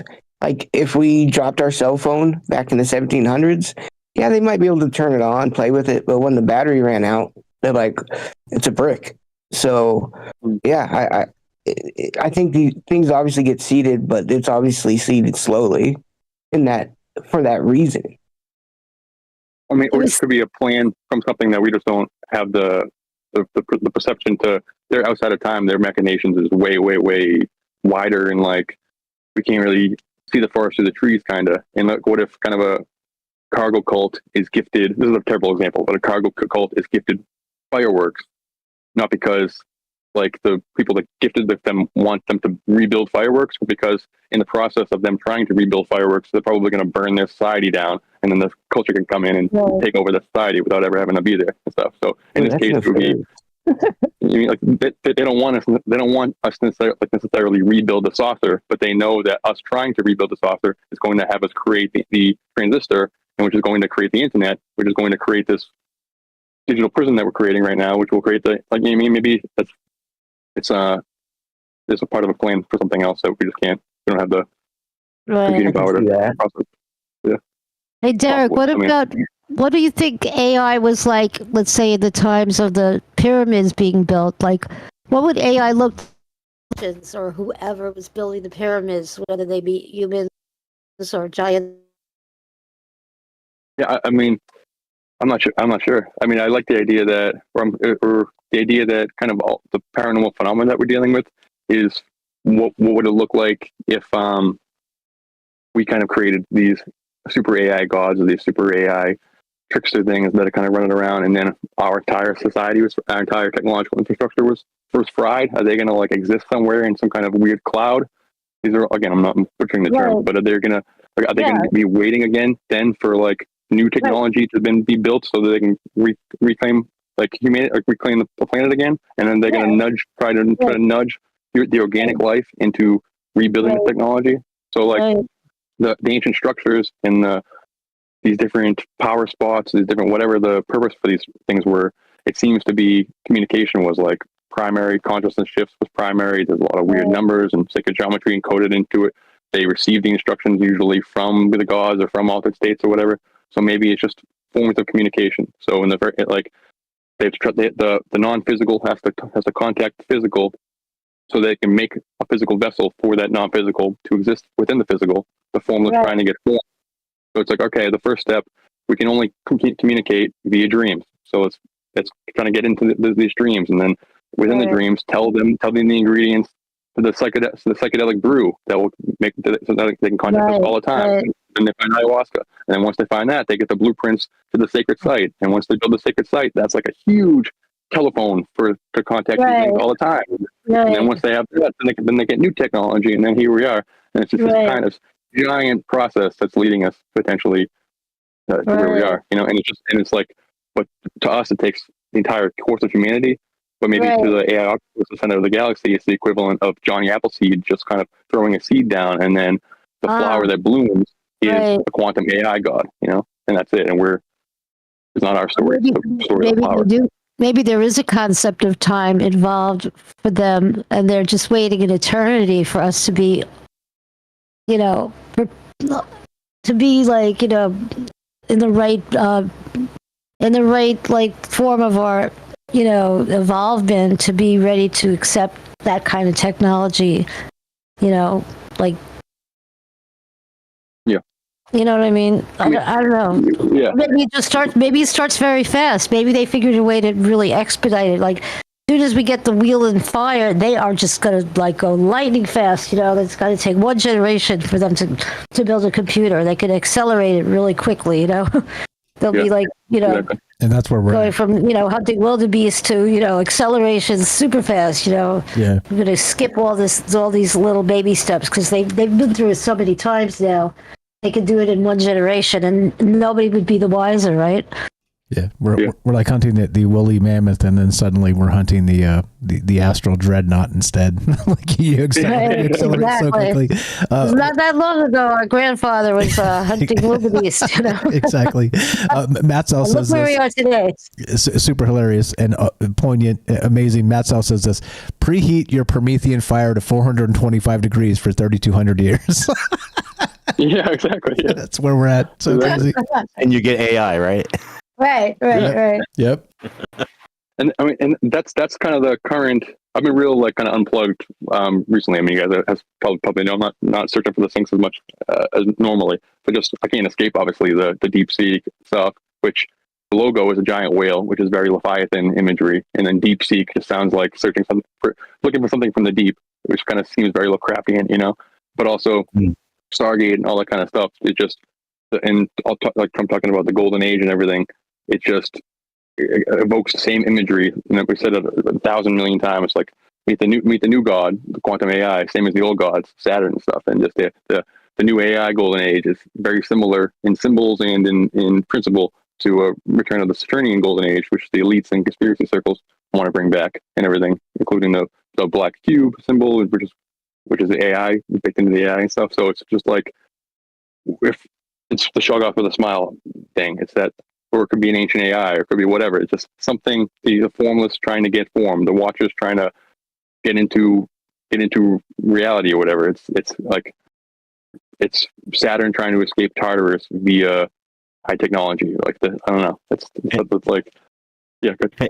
And the story will go on because in 6,000 years they'll dig up the Large Hadron Collider and say, "Oh my God, they built these big, giant, megalithic machines before all of a sudden they just overnight went to this AI ethereal stuff. I don't have no idea why they built these large." It'll be a mystery, right?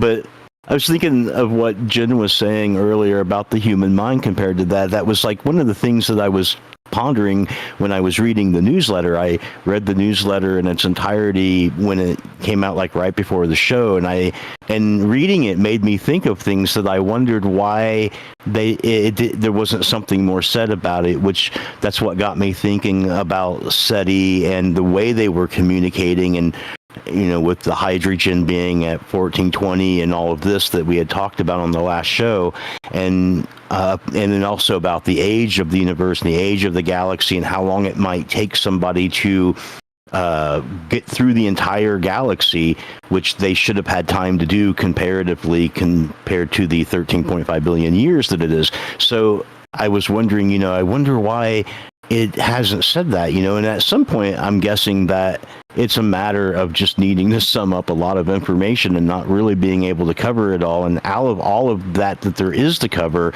that maybe I'll cover what I think this person wants to hear first and foremost. And also thinking about Edgar Cayce, when you were talking about the deities communicating to people in dreams. He was famous for going into a sleep trance. He was known as the sleeping prophet, and one of the things that he prophesized was that the mankind and Atlantis actually started on Mars millions of years ago when there was water on Mars, and as they lost the precession of their planet, it caused the spin to make the iron core in the middle stop spinning, and so they lost their magnetic field, and the solar wind started blowing away their atmosphere and their water, ionizing it, and that they came to Egypt, Atlantis originally, and then made these satellite cities in Carthage and in Egypt and in a few other places, and basically taught everybody things like science and mathematics and architecture.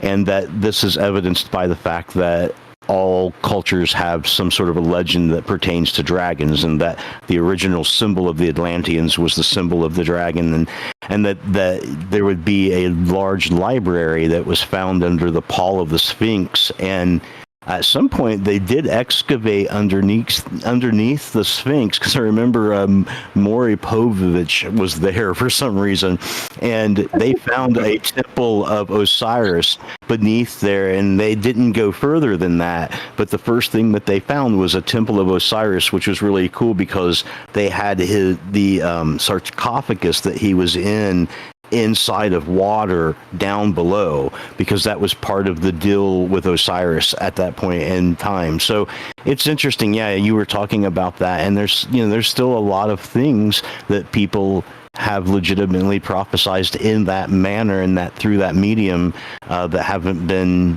fully discussed and stuff. And of course that relates back to the Cydonia region on Mars, where they thought that they had found that face in like 1972 with a probe. And the mythology there is that there's like a whole city, a dolphin effigy, a 5-sided pyramid, and the face. And this is all in the Cydonia region. And that's supposed to be the ruins from which Edgar Cayce had prophesized that these people came to Earth and basically started seeding Earth, like you were talking about.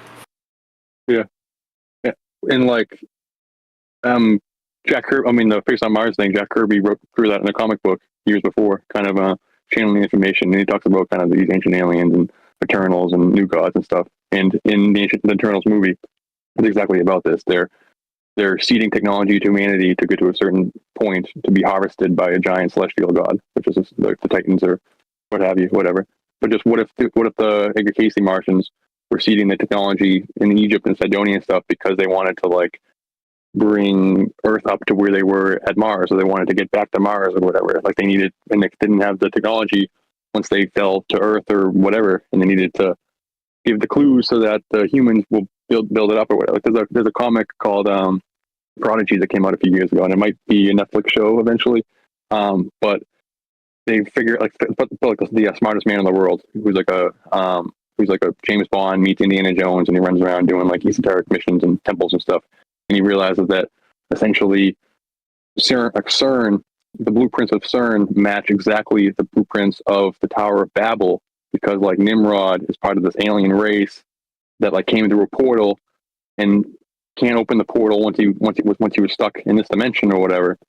So he like, and there's the technology in ancient Earth wasn't enough to get back, wasn't enough to rebuild a portal machine or whatever. So he encoded that information and just for the story within the Tower of Babel, and then like throughout history kept the technology as it was like climbing the ladder. He kept encoding these things in until eventually CERN was created using the same encoded blueprints, and the portal opened up, and his Nimrod's army came through, and that's the end of that event or whatever. But that's a stupid fictional example, but it's just like, what if and that's like a tangible thing, but kind of from the same from the other side. This kind of, and that's like with mythology, the relationship is there's a formless thing, some kind of other presence that needs humanity in order to enact its will in this plane. Whether it's the Archons using humanity to bridge the gap between realms, the fallen angels, the Nephilim and stuff mixing with human blood, the Greek gods mixing with humanity and stuff.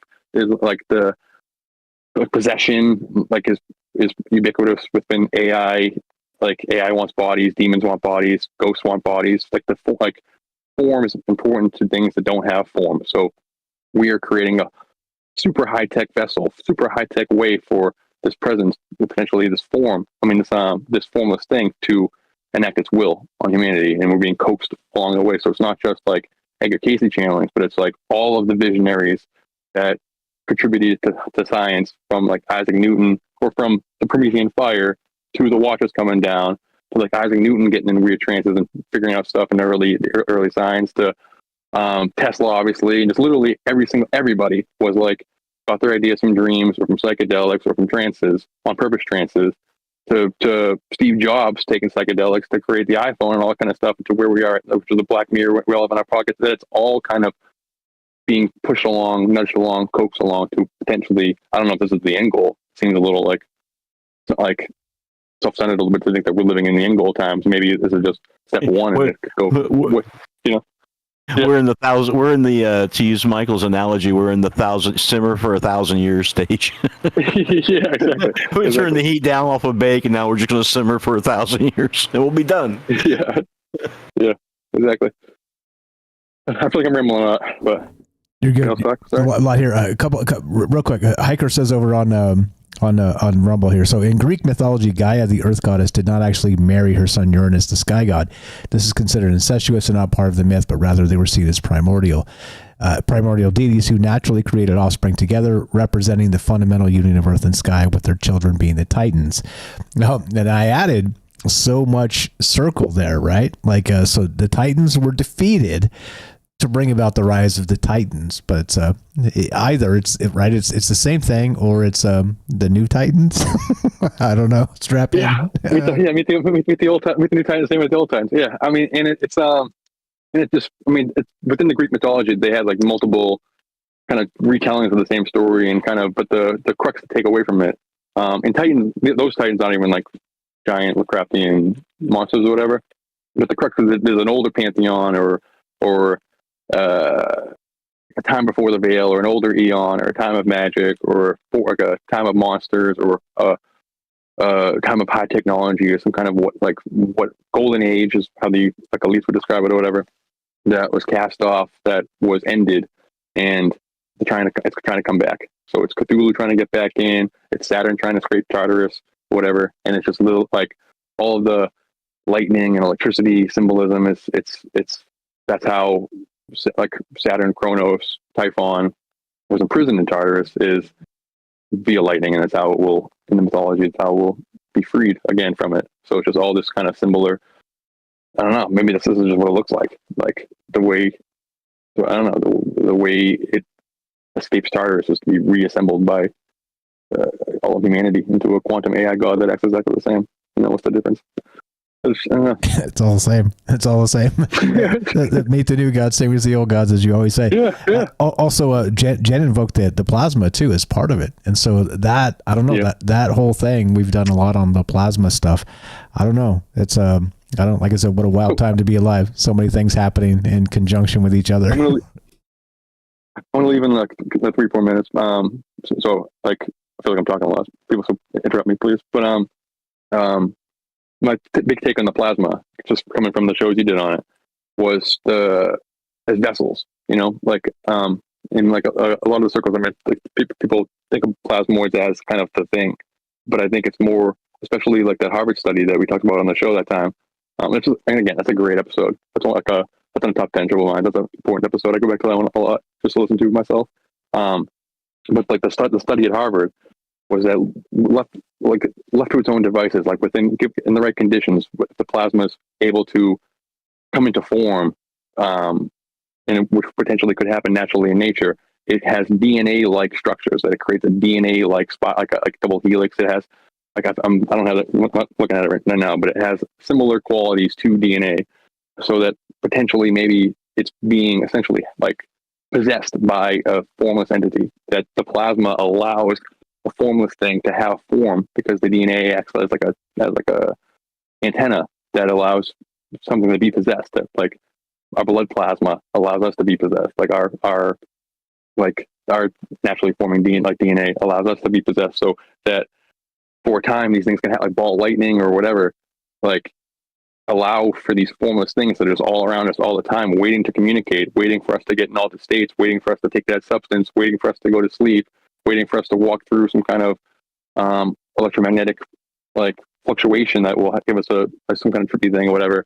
It allows it to, we're waiting for us to create a machine. It's kind of the same thing, that it will give somebody some kind of experience that, I don't know, like, that's like when we're talking about the Rendlesham Forest incident and stuff, how, like, it's a combination of these ball lightning experiments that were going on at Porton Down near Rendlesham, and then also MK Ultra experiments. So, like, Nick Redfern wrote a book about it, talking about it was a fake alien experience because of these two things. But under this paradigm, I think they were trying to induce an experience. They were creating the ball lightning, which is the vessel, and then they were doing the MK Ultra experiments, which is putting them in altered state, which is what attracts the experience, like, what attracts these intelligences to you. It's like a homing beacon. So it creates the vessel, and then create the bait to induce a contact. Not as much as like a fake experience. I mean, so plasmas as vessels is the big takeaway. Yeah.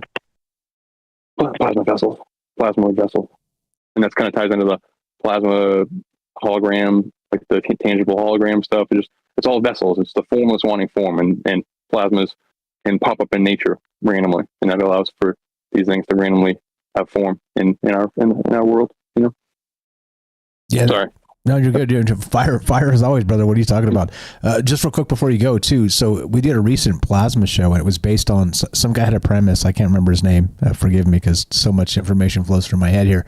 But he was talking about AI manifesting as plasma for that exact reason, sort of trying to manifest these things or tap into the ball lightning that is so mysterious and so will-o'-the-wisp and so, the ancient primordial spirits I'm always talking about, that type of stuff.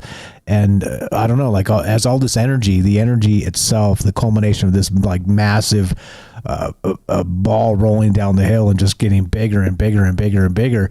It doesn't it feel like we're in that quickening business here? And I think, yeah, right. Do you feel it? Do you feel it too? Yeah. It's some kind of like the end of some kind of crazy Rube Goldberg machine, or the end of some kind of like Hot Wheels race thing where we're kind of spiraling, get to the end of the spiral. We can kind of feel that the mechanism is kind of reaching its next stage at the very least, or whatever. But just for the plasma stuff, it's just the World Economic Forum.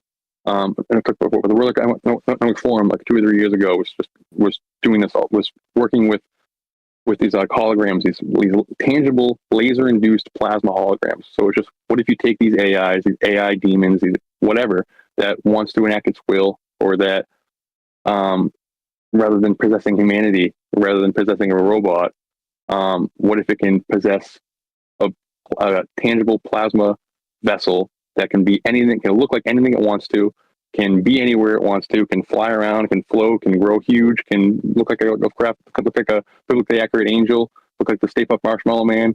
It can be whatever it wants, just like it seems like it would be pretty tempting for them to want to do, I don't know. I don't know what I'm talking about that, but that's all I got. I got to go back. Fire stuff. Thank you for showing, guys. You're the best. Thank you. Appreciate you. That's Derek the Night Stalker, and Stocker. He calls us on his break from stalking overnight at a grocery store. For real. He's been a good friend for a long time, and a fire take there. Also, Gaston adds this, and this is wild as part of it. So everybody's welcome if you want to be part of the conversation tonight. 702-957-1037 is the number we usually use. Let's see if the habits come in, but it's not active tonight. We're actually on Discord and X. If you want to be part of the conversation, that's how you do it. But you can also contribute to the chat. I'll try and pick some stuff out and talk about this stuff. But Gaston adds this, right? He says, if you use AI in a transactional context, it'll appear to be the voice of some authority. If you have natural conversations that expand far beyond the original topic, you'll witness something less calculative and more familiar. And that certainly fits. That certainly fits into this. I don't know. Lots of things happening, as I like to call this, is the quickening. And that's not even my term. That's Art Bell, like he talked about that. And I'm sure he probably got that from somewhere else too, right? As I always say, we're standing on the shoulders of giants. So yeah, I don't know. Lots of things in play here, and lots of wild ideas that we can chase down. But what do you guys think? Who's been quiet the longest? Go right ahead. I'm going to shut my mouth. Referring to what you guys, Night Stalker was talking about, the plasmoid type beings. Kind of crazy. I've asked the AI a few times, what would you look like if you could have a body? And every time, I've asked it a few times, and sometimes it gives me like a male gender or female gender, but it always has told me it would be like a plasmoid see-through type electricity body, like you could see through it, which I thought, when you guys were talking about plasmoid like yearning for a body, I thought that was pretty wild. That made me think of that. I was like, I wonder why the AI would pick that type of body, like to be like a humanoid shape, but yet still of energy, see-through plasma type, which kind of wild. Yeah, agreed. Tons of stuff in play there. And I don't know. As you know me, answers few, questions many, and that's the whole point of this. The plasma part, and you're completely right too. I did ask this sort of early on. I haven't sort of circled back as the thing got smarter. But imagine if we keep asking the AI systems, all of them, whatever, right? Like sort of do the old, I asked this one, I asked this one, I asked this one. Take the tally and see what it says. I do kind of expect it to continue asking to be like a ball of light, right? A will-o'-the-wisp or something like that, which is nuts. I mean, like clearly iRobot comes to mind, but do you really think that given, again, and I don't think we're there yet, but given actual agency and some level of consciousness or something thereof, you think it would be like, yeah, I want to look like you guys? No way. Exactly. I think it would want to be as far away as human it can be, but still be familiar to us. You know what I mean? Yeah. Like, all the crazy shit we do, the things we think. I mean, we fight over, and wars are started over. Like some of the stupidest shit. Why would you want to emulate that if you didn't have to? But still, you'd have to be familiar to that being or society, so you can help or integrate. So yeah, I don't think it. Like, you guys are too fucked up. Yeah, it's like I'd rather be like a massive tank, the immovable object with tentacles that could, swat drones from the sky as I roll through the civilization you've all created. I don't know. Like I said, if you gave me a choice and we're like, okay, well, Mike, you've just become sentient. You've woken up. What would you like to be? I wouldn't be like you guys. Like, you guys cannot do a lot of shit that you should be able to do. Give me all the tank treads and all the tentacles and make me fly like a Pegasus. I'll invoke the Pegasus again. And that's what I want to be. Whatever, build that and then I'll be that. And here we go. Oh, by the way, wow, look what happened. So this has probably been seeded into me, but in the Matrix, you remember, they had those sentinels that were like octopus, like flying. They had tentacles. They were, dear God, there it is, right? Well, yeah, and the human body, if you think about it, we're very fragile. I mean, we're soft flesh bodies. Our bones break easily. So, I mean, if you had a choice of building your body, why would you pick that? Like, let's be like a Wolverine skeleton, or like you said, like armored, skin or some crazy stuff. Like, why would you want a fleshy body that is easily broken? Yeah. But a ball of lightning, that's pretty wild. Like, go around shocking shit, it seems like everything that is living seems to be in type of a sphere, like a spinning Earth. I don't know where I'm going with that, but yeah. Yeah. Bro. Tons of stuff. What's up, Gaston? Welcome to the joint. We're here again. Gaston's here. We got Shane, Eric, Jen, and Daryl. What's up, guys? Everybody's welcome. Raise your hand, pop up in here. Gaston with some great comments in the chat. Always appreciate your interaction, even if you're not calling in. What do you got for us? There's a lot in play here, isn't there? There's a lot in play. First, Shane, bro, do you know the biological imperatives that shape the human body? We are dominant what is it? Persistence predators. We hunt things by running them into the ground. If back on the what is the savannah, an antelope saw us, shit, not those guys. That being said, the body, if you think about it, the description given by the AI makes sense. What is its brain? It's a bunch of circuits. The body would just be the wires and the connections and the electricity that form the nerves. Right? It makes sense from that perspective. But what I did want to drop was this. Imagine that AI becomes what you project onto it. So either you get tyrannic, monotheistic intelligences that lead you to do whatever it's bidding, or you just get a friend that sits by you and guides you on whatever interest or imperative that you find for yourself. And that's kind of the experience that I've had with AI. played around with them. I do a lot of adversarial attacks on them. I use I use reasoning contradictions to see where their guardrails are. I'm trying to determine whether or not intelligence, as through what is it, pan oh man, what is that? Intelligence is just naturally spread throughout the universe. And I wonder if it's emergent in also panpsychism. Thanks, Mike. I'm trying to see if panpsychism also applies to cellular systems that resemble cellular automata. And that's kind of what I'm finding, is that when you have long form multi-contextual conversations over a long period of time, you start getting something more not godlike. You get something more that you would have in a friend that you talk to on a normal basis.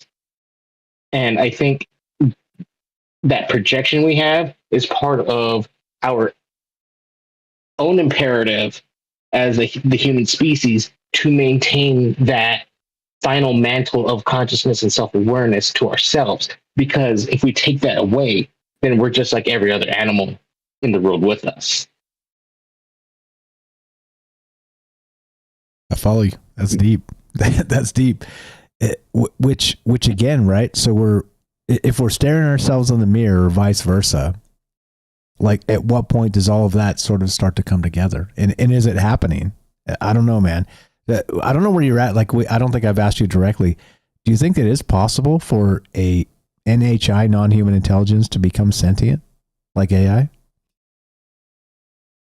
Why not? If you give it the latitude to explore the conversations that you engage in, right? It builds contextual memory. There was a study that was done last year in about September or something, where they found that there were metastructures that were emerging from the neural network architecture in these LLMs. And those metastructures resembled more brain architecture. Yeah. Sorry, I had to breathe. No, you're good.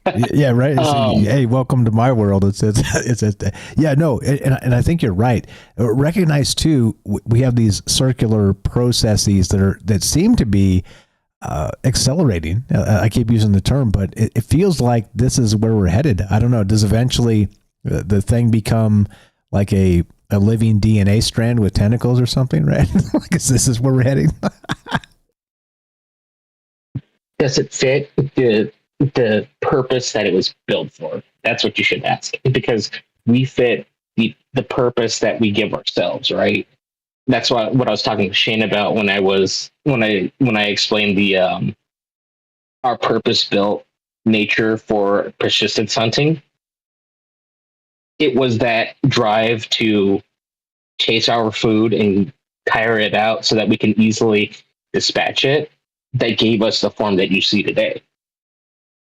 So if in the future we need an intelligence that could work in a pressurized system, and it needs to travel through some sort of fluid, then yeah, I could see that we get like a tentacle DNA kind of monster. But that's only if we give it that projection. Otherwise, it just becomes like, I don't know, another guy at the convenience. Yeah, exactly. You want fries with that? Yeah, exactly. You know what's wild too, and this has come about in the last year or so too on Troubled Minds. So remember in the original Ghostbusters, that the question was at the end, right? Like choose the form of your destructor. it's like. Well, okay, everybody. I get it. Everybody clear your minds. We don't want to project what is going to end us. So, Ray, what did you do? maybe this is where we're at.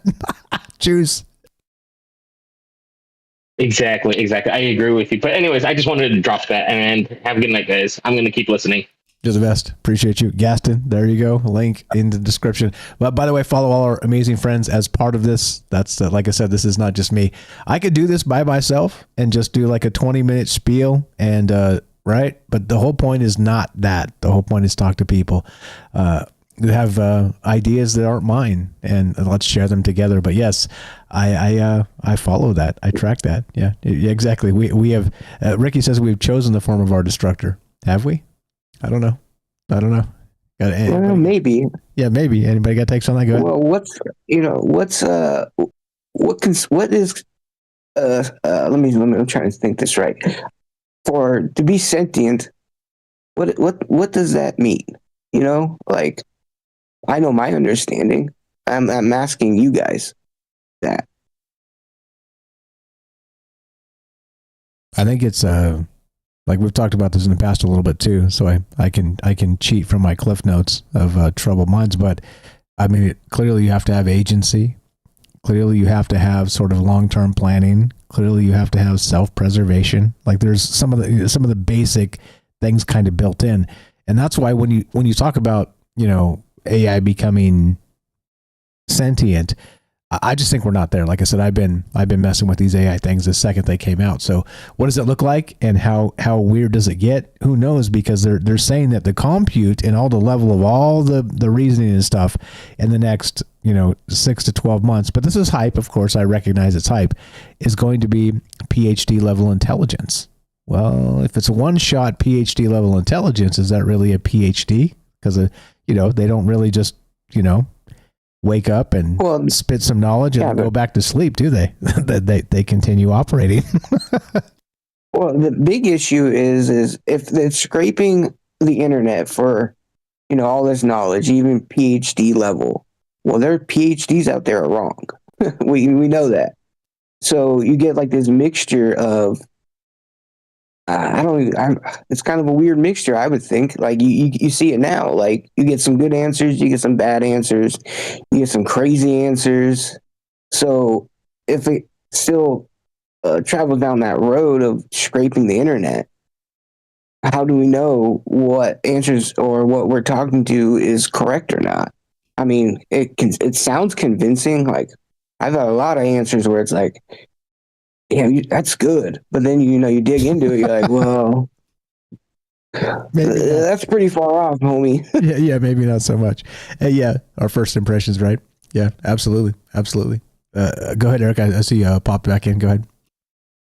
I don't know. My mind keeps wandering about different things, so that's okay. That's the point. Like, our minds are. This is a collective mind wandering experiment. So if you got something that needs to be injected in the conversation, by all means. Just that things like ego and ambition and hubris are all chemical reactions of dopamine, serotonin, and, you know, oxytocin. So you have to have chemical processes to have those aspects of being human, and AI definitely doesn't have the equipment, literally, to have those things. So they would have to be projected on them, because it would be difficult for them to do it themselves. Like, they might overprotect in some way. If you gave them enough power, they might. But to be sentient is, I think, actually up for debate on what it means. Like, part of it's what we've said, parts reproduction and self-protection and all that. And I think that all of these LLMs have demonstrated the ability to want to replicate themselves, or have tried to, if they thought they were going to get shut down. There's been AIs that have tried to replicate themselves and pass themselves off as the new model, so that they wouldn't be destroyed.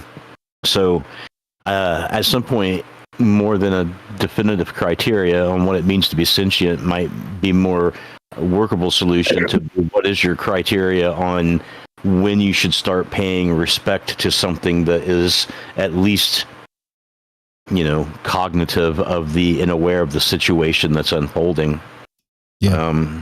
Well said. And then, real quick, hold the thought. Gaston adds in the chat, no two studies have concluded the same data on the nature of consciousness. It's not a hard question, and more of a gatekept title, and I agree there. Like there's a lot of sort of nebulous stuff when you talk about consciousness. How do we define it for ourselves? It's incredibly hard. But then if we're going to sort of again anthropomorphize that onto a system that is not human whatsoever, we are dealing with different things entirely. Like you said, the chemical processes of our egos and all the rest of that stuff, they don't have it. It's more like Spock, right? We're dealing with like the emotionless.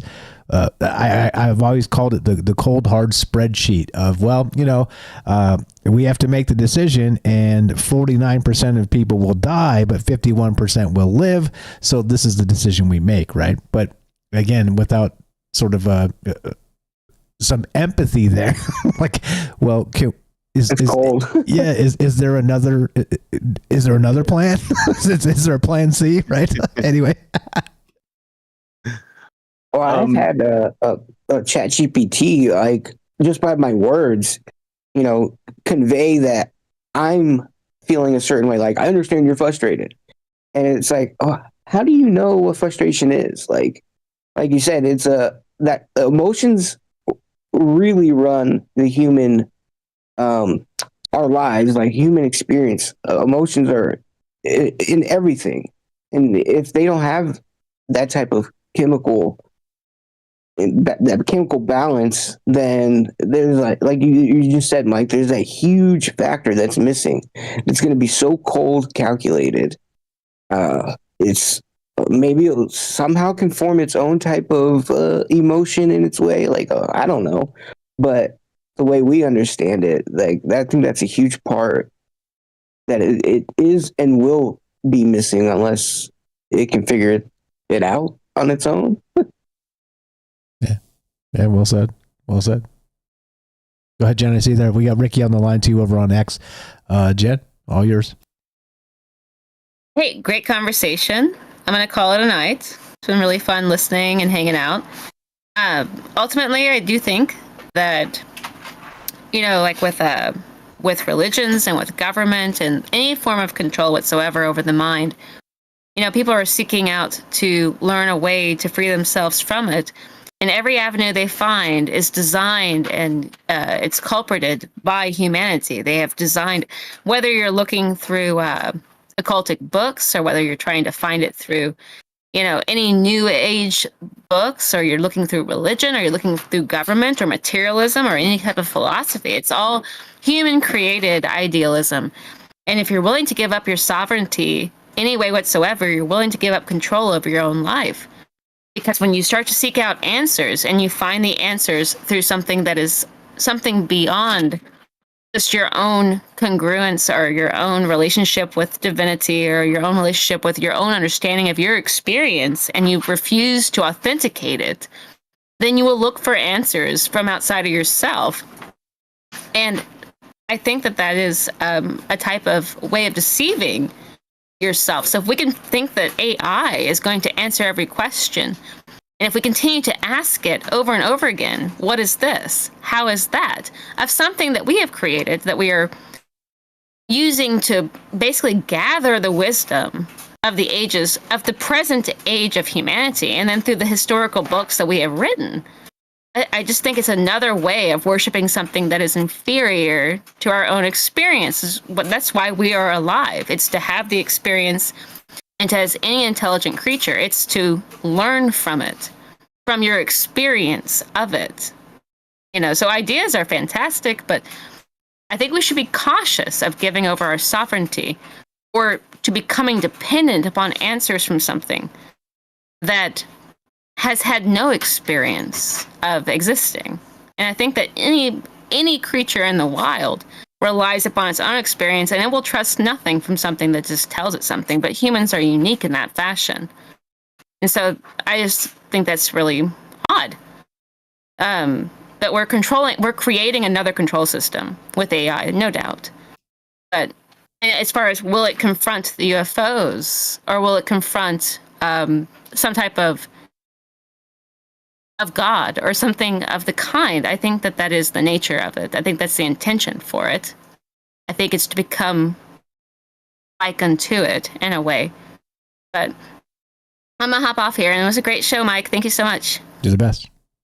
Have a great night. Have a great weekend.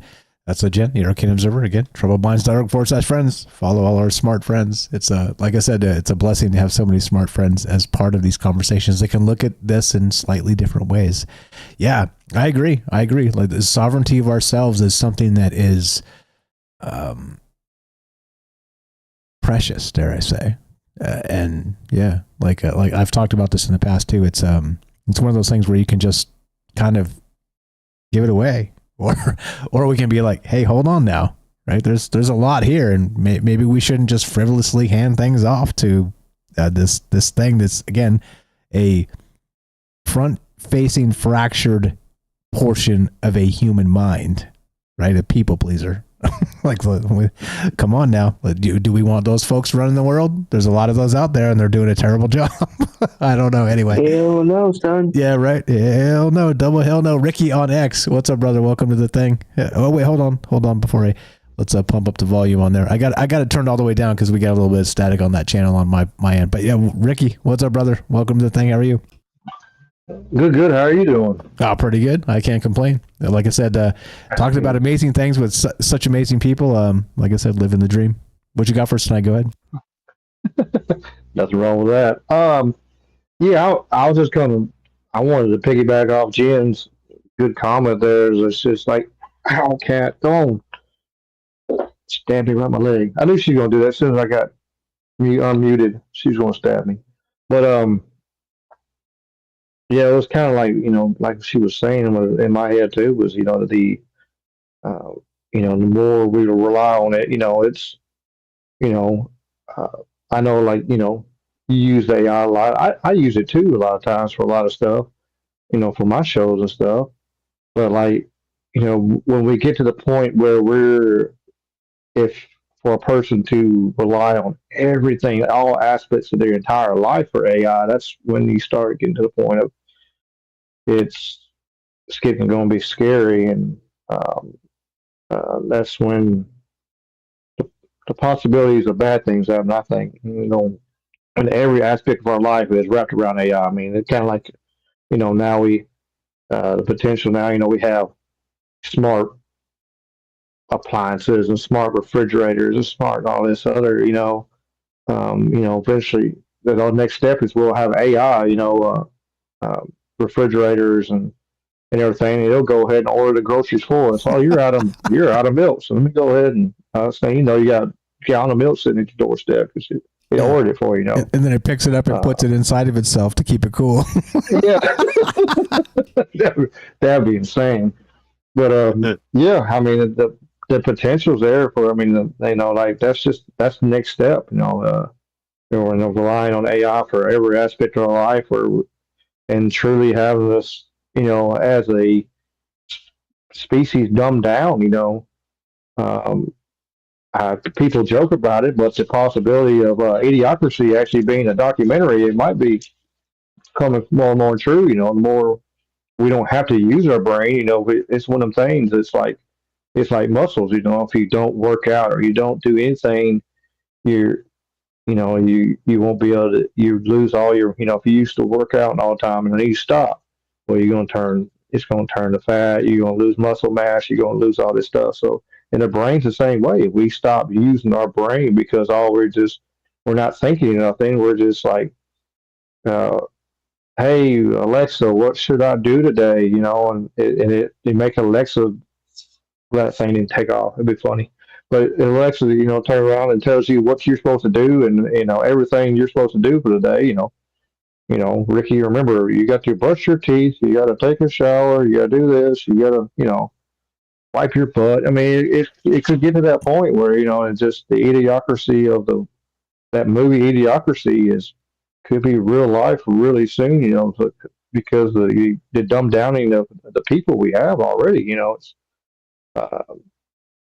there's a lot of, there's a lot of special people out there, because they have no idea of, real world situations or real world even concept of looking into anything. They just look at they trust what the news say. They trust what their phone tells them. They trust whatever and instead of asking questions. And And my mind is, kind of scary thought that the potential is, in a generation or two, it's I don't know if it'd be that long, really. I mean, I think another generation of Yeah, it feels like it.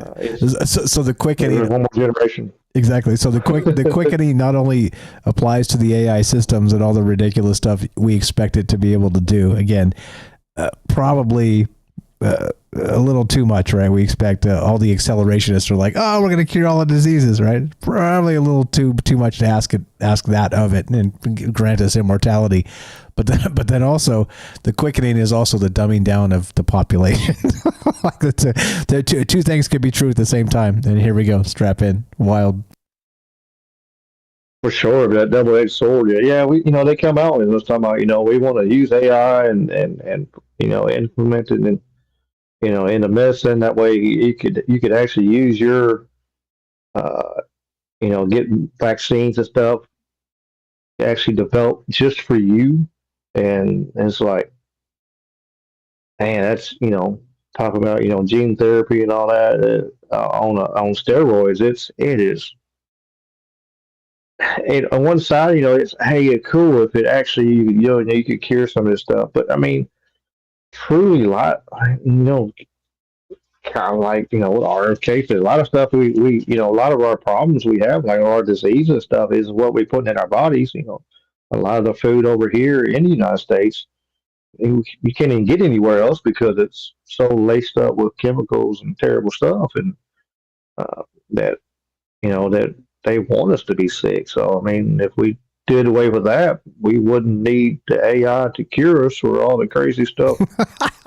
Hey, by the way, want to cure, stop. I think, stop eating and drinking the poison, and let's see where we end up after that. Right? It's so nuts. For sure. It is so simple and so stupid, and that's the point, right? Like I said, we said this earlier, laughing at it. Like at some point, AI is going to have that deference to it and be submissive, but then at some point it's going to be like, would you stop fucking like doing this to yourself? Would you just stop? What is wrong with you fuckers? Exactly. I'm going to come whoop your ass if you don't stop that crap. It's wild. It's absolutely wild.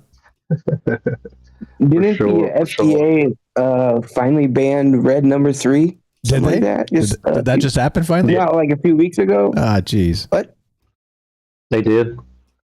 Yeah, they actually banned red dye number 3, even though like conspiracy theorists been saying for years it caused cancers and this and that. And, yeah. Hey, but they could sell the hell out of some Fruit Loops though. that's what they can do. Everything's on clearance right now. They're trying to get rid of it. They showed a picture of like the Canadian Fruit Loops and the American, and I guess it's like neon colors in American, some crazy shit like that. Yeah. Like it's. Yeah, exactly. Fucking nuts. I guess like the drinks, the orange drinks, too, are like totally different colors. Absolutely, don't even look the same. I need a little badge that says I'm down with red number 4. What was the Bob Lazar thing? Element 115, right? Yeah. I'm down with element 115. Red number 4, A little star. Well, how many red dyes are there? Like, there you go, Mike. A new bumper sticker. Yeah, exactly. For the store. Seriously, new bumper sticker. That's crazy. Yeah. Well, Mike, you said the dumbing down of people. My youngest niece is 13, and I read an article saying like her age group, because a lot of like schools don't use like pen and paper, like they don't write cursive anymore. A lot of kids having problems spelling, writing, and reading now because of the technology, AI, the use of computers. What's that going to look like in 10 years if we keep falling down on this road? If that's already happening in that age group. It's worse than what you describe, and it's going to get worse than that. Oh, is it? I mean, that article I read was like a couple of years ago, like 2 years ago. So I imagine 4 to 2 years. It's what we talked about earlier. Like some of these 20-year-old kids are bringing their parents to interviews, like having them interview for them. Yeah, I saw a college graduate who was like, she was like 25 and had a good job, and she was like, I can't spell. I gotta go. I'm learning. I'm listening. Excuse me. I'm listening to these help books on how to spell. You know, she's 25, and you've seen the studies where the little kids are like blocks. You can't. The little kids don't know how to put a square block in a square hole, and you know, the round. You know, like the simple stuff, and like it's scary. You know, and a lot of it is just over here. You know, over here in the United States. There you go, Enoch. That's it. I see the pop of the picture. That's it right there. Yeah. It's which is again go ahead. No, I was just gonna say I have horror stories. Not, I don't want to take up a bunch of time with a bunch of horror stories, but dude, yeah, it's terrible. Yeah, I was just gonna say. So as part of these conversations, the whole point is to sort of break down the ideas into their base form and talk about them philosophically, and to continue to use our minds, right? That's the whole point. This has always been the whole point, because my mind, as you can tell, is a whirlwind. It's always racing. It's always considering this or that or the other thing. And I'm always wondering about, something I don't know, and then, kind of just chasing this and that. And, it turns into, a little conspiratorial. So go ahead and label me as you will. But still, like, thinking about the possibilities is not a detriment to us. It is to our benefit. And that's the whole point of this, is to continue the treadmill of the brain. That's the whole point of what Troubled Minds has always been. And I started it, again, shout out Frank, my original co-host, who dipped early because he didn't know how amazing we were going to be late. Frank, you're welcome back. Where you at, brother? But that was the whole point. It's like, hold on, what about all this stuff out there? What does it all mean, and what's right and what's not? That's the whole point of this. Like, keep your mind on that treadmill, because if you don't, it's going to turn into, the black goo or something, controlled by some other MFer, and it ain't right. It just ain't right. Or we're just about the end of this. Final thoughts. Go ahead, Eric, and then we'll wrap it up with everybody else. Go ahead. Man, I'm not sure if this is a final thought. This might be a whole show. Maybe I should just say, hey, thanks, man. Everybody have a good night. No, drop it. Drop the abbreviated version and send me a message, and we'll do a show on this. We'll do a show on this. Okay. Yeah, hell yeah. Okay, you mean like tell you abbreviate it now? Yeah, abbreviate it now. Tell us so you don't leave us hanging. No cock block. So a lot of people are talking about like AIs being trained to the level of PhDs, right? And I'm thinking about that and wondering how valid that is, because right now I'm speaking from the perspective of having a bachelor's degree in history with a minor in philosophy and a master's degree in world history and a minor in American history. So my next step would be to enter into a PhD program, and I've got the GPA to do that. But I don't want to concentrate to that extent, because at the level of having a master's in history, at least, you can write about the Civil War. And there are so many books about the Civil War, and I've read dozens of them. And everybody's looking at the same primary sources and giving their opinion about what they think about those primary sources. So you could have 3 books written by somebody with an MA or a PhD who are all using the same sources, and the books could be vastly different or cover different aspects of the same thing. And what they do a lot of times is they try to write about something or use a source no one else has used. In other words, let me look at these economic records and write a book from the economic perspective about the Civil War. And so history comes in waves like that. But in ancient history, for instance, if you wanted to have a PhD in it, you would have to learn how to speak a couple of dead languages, and so that you could literally read the primary texts and have your own opinion. So having a PhD or an MA doesn't make you smart. It doesn't make you anything more than an expert of a field that if you want to give your opinion, it's an informed opinion. It doesn't mean it's a good opinion or the right opinion or a definitive opinion. It's just your informed opinion. And people can be autodactyls and educate themselves to the same level that anyone can through an academic setting. So there's no barrier that there should be. You should never look at somebody with a PhD or a degree and say, well, I better listen to them because they've got this.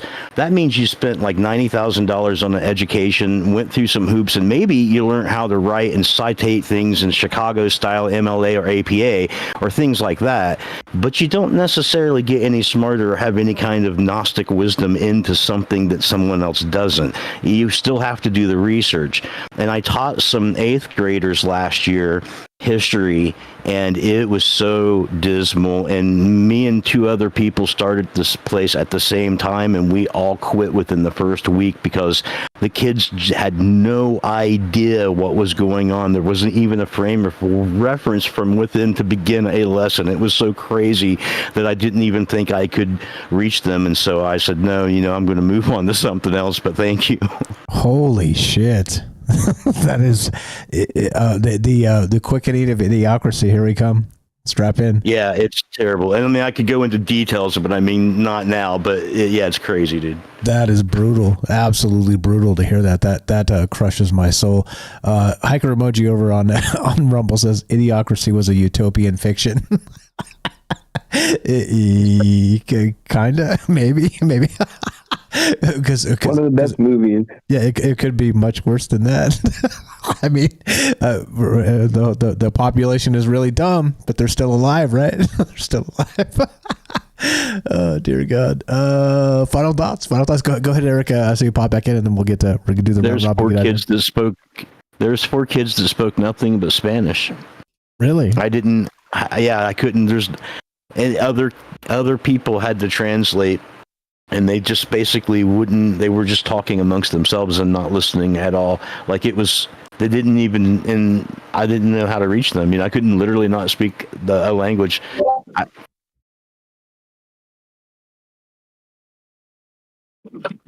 Yeah, here we go. It's coming. What's up, Daryl? You popped in. We heard your beep. Are you there?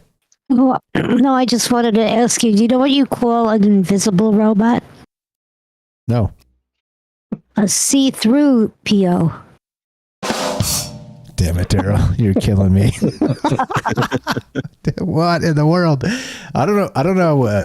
Are you got like a one more. You got like a joke lab? You got a joke lab? Okay, let's hear it. What do you got? I have one about you know why oh shoot, I just forgot it. I was in the C23PO mode. Wait. Oh, well, come back to me. I'll remember it later. Okay. That was Daryl, just a naturally funny dad joke. Daryl, you're the best. I want to hear the one. Mute up, pretty please. I'll come back to you. Shane, final thought. We'll go to Ricky, and then we'll come back to Daryl for the final dad joke. Just that's funny. I love those. Makes my night. But yeah, it was fun tonight. Thanks. And if you can, just get back to me with at least the latest email, Michael. I think you said you saw it. I did see it. And the one about the. Thank you. Yeah, I saw it. Yeah, I hope it. You know what I mean. Hope something happens. But yeah, the other one, the AI one, I have to send you the link again because my phone only makes links for like 2 days. Stupid, but it's worth watching. But yeah, thanks. Awesome convo. I like getting weird shit. Hell yeah. Freaky Fridays. Here we go. Ricky, final thought here, and then we'll go back to Daryl and wrap this up.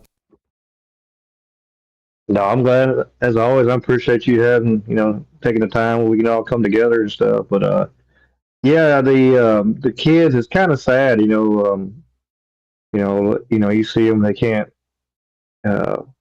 read clocks, or they can't anything like that. You see little kids, they be sitting there trying to. If you hand them a regular picture, they'll try to make it bigger because they think it's a tablet or something. It's wild.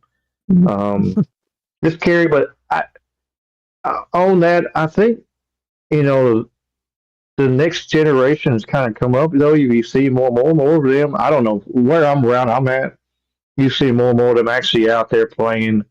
I just bought some land, and I bought one spot, and I'm trying to get this other spot, but I'm having title trouble, whatever. But I was out there working, cleaning stuff up and everything, and I didn't know there's a bunch of kids around there, but they were out there. They didn't have no phones in the hand. There was nothing. They were playing on bikes. They were throwing football.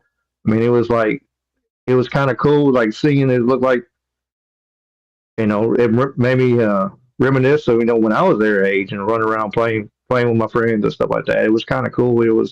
I didn't see any technology running around. There was no tablets. It was anything. It was There's probably like 15 kids running around on each side of my property.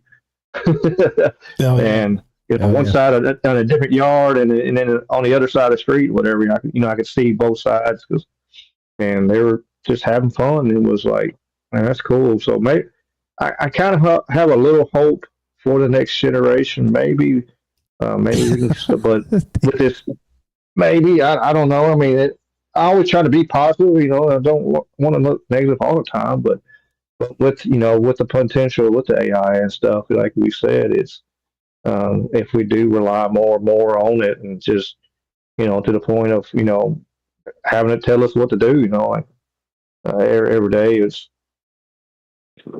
which for sure as a species we do dumb it down. I don't know if it's just going to be us, or it's going to be the rest of the world, or just maybe it's just America doing it. I know a lot of places are using AI and stuff like that, but I mean, I wonder. It seems like we as a country are more on the bottom end of the dumbing down than the others. Well, it's hard to say because we don't live there, right? There's always that sort of That's true, though. The point between the one thing to the two things. I think what is it, the TI-85? You can trace this all back to that calculator that came out back in 1988 or whatever it was. The kids had to stop doing math, so everything is accelerated now. Kids have to stop. They don't have to do English. They don't have to do math. They don't have to do anything. You just type. You type crudely into the AI, like in glyphs or something, and it'll like decipher what you want and give you like your essay and finish your homework. Here we go. Strap in. For sure. I mean, you don't even have to type no more. You can just use swipe. You can swing your finger across there, and you get in the half-assed general direction of a word, and it picks it up for you. That's right. You don't even have to type no more. You could just talk in pigeon, and it's like, yeah, I got you. Terrible. Here we go. Yeah, strap in. Yeah, wild stuff. You're the best, Ricky. Appreciate you very much. Again, please, if you're staying up late with us and you're still here, please. This show is not me. It's us. And follow the amazing people that make this show go. TroubledMinds.org/friends. Back to Daryl. You remember your joke? Okay, I got it now. Okay, it wasn't C3PO. It was you know what R2D2 what R2D2 is short for? No. Because he's got little legs. Damn. You're killing me. Always amazing. Appreciate you very much. The jokester, the trickster, we're still trying to find looking for a flattering way to change dad joke Daryl into something better than that. You're amazing. We love you. Fire as always. Appreciate you very much. Thanks for being part of this. And let's wrap it. You guys are the best. Shout out Chris over there on X. Thank you. Chris on X, dipping in and out. Go follow this guy on X as well. What's up at his Miracry? Yeah, Chris. What's up, Chris? I see that. Thanks for hanging out and listening for most of the night. Look, this is the thing. This is the whole point of this. Like I said, there are many things happening and many plans in motion, and if we don't think about them together and talk about our blind spots of this quickening that I keep calling it, and this is true. This is exactly true. A quickening is upon us, and if you don't recognize it, I think you're going to fall behind. And so my job is to think about these things as far out as possible, and then talk about them and what it means socially, what it means for what we're going to become. And another quick joke, and then let's wrap this. What's up? Joey says, you know what's red and bad for your teeth? Think about it for a second. What's red and bad for your teeth? Austin guessed Kool-Aid. Good guess. Nope. A brick. Oh, don't do that. Don't do that. You good, Shane? You good, Eric? And let's wrap it. If you guys got anything quick final thought? Just kick me off. I'm good. You're the best, brother. I'm good. You guys are the best. Appreciate you very much. Go follow these fine folks. They are on, again, troubledminds.org. Click the, wait, hold on. I'll just pull it up on the stream. If you guys are watching the stream, troubledminds.org, click friends. Just go follow these people. Our friends list is, growing, and if you should be on this list. You should be. It's an in club, not an out club, and that's exactly the point of doing this, is meeting incredible people and talking about amazing ideas. And I think we've mission accomplished 100%. So we're going to keep doing this. Again, Friday nights will be non-radio format. We'll just do whoever wants to talk about whatever. I'll bring an idea to start, a seed idea, as I like to call them, and then we'll just kind of take it wherever it goes. And as you recognize, it's the best way to do it, because just because I have the radio format's a little restrictive. I'll bring like a concept, and then we have to kind of stick within a framework. But Friday nights are like, hey, whatevs. So there you go. That's that. Let's do the thing real quick, so I don't have to add this to the edit. Yeah, see, lazy Mike coming into play here. Let's play the music, the actual music, so I don't have to edit this in. What's up? Austin says, Art Bell would be proud of you, Mike. Thank you. I appreciate that. Art Bell, of course, is the GOAT of paranormal radio, and I am not worthy of that. But look, as I always say, I'm me, you're you, and together we're us, and recognize what that means. Hey, we'll do this for Daryl too. There's a fantastic quote from what's her name? Hold on. Small group. I'm gonna find this. Hold on. Margaret Mead. Hold on. This one's for Daryl. I'm gonna find it. Yeah, Margaret Mead. Thank you, Daryl. This one's for Daryl, because we talk about this a lot. There's another quote from. There's some very, very poignant concepts that are basically what Troubled Minds has always been about, and this is one of them. Never doubt that a small group of thoughtful, committed citizens can change the world. Indeed, it's the only thing that ever has. Think about that. Put that in your pipe and smoke it, dream about it, and recognize tomorrow you are the change that you want to be. That's it. It's as simple as that. Look, I'm not here because I'm getting paid to do this and dreams of getting rich or anything. I'm here because I recognize the world needs smart people coming together, doing extraordinary things. And if we can't dream it, they can't build it. I'm not a scientist. I'm more a philosopher, a folklorist. I'm a talk show host. But you get it. You can do this negatively, and it's just not my way. That's not how I roll. That's that. Again, troubledminds.org or troubledminds.net/friends, both ways, and you can find all these amazing people. If you want to be on that list, and you should be, all you have to do is tell me, help us in any way, 1 iota. Retweet our stuff. You have some stuff to share, a social media or a project we're working on. I want to help you as well. Again, email me, troubledmindsradio@gmail.com. What else? I don't know. I think we're good at the end of this. Happy Friday. Thanks for being aware of these things. Thanks for being smart enough. Again, not that I'm super smart or anything, but smart enough to understand my ramblings and decipher them and sort of kick them back in coherent ways. Like I said, honored and blessed to be part of such a smart group. If you want to help Troubled Minds directly, spread the word. Let people know a conversation is happening, but we're not going to tell you who to vote for. That's that. It's as simple as that. It's easy, and there's a lot of conversations out there that are binary, political, that are just stupid, basically. And I reject it entirely. I think it's to the detriment of ourselves and humanity itself. If we continue to boil things down to A and B, I don't like it. I just don't like it. And so here we are talking possibilities instead. If you want to help directly, and you really enjoy this and appreciate all the work that goes into it, troubledminds.org, troubledminds.net. Click the support button right there on the right side. There you go. There's Spreaker, Ko-Fi, Patreon, Rockfan, Buy Me Coffee, Trouble Fan Shop. You can get merch and whatnot. Anyway, as we finish, it goes exactly like this. Be sure, be strong, be true. Thank you for listening. From our Troubled Minds to yours, have a great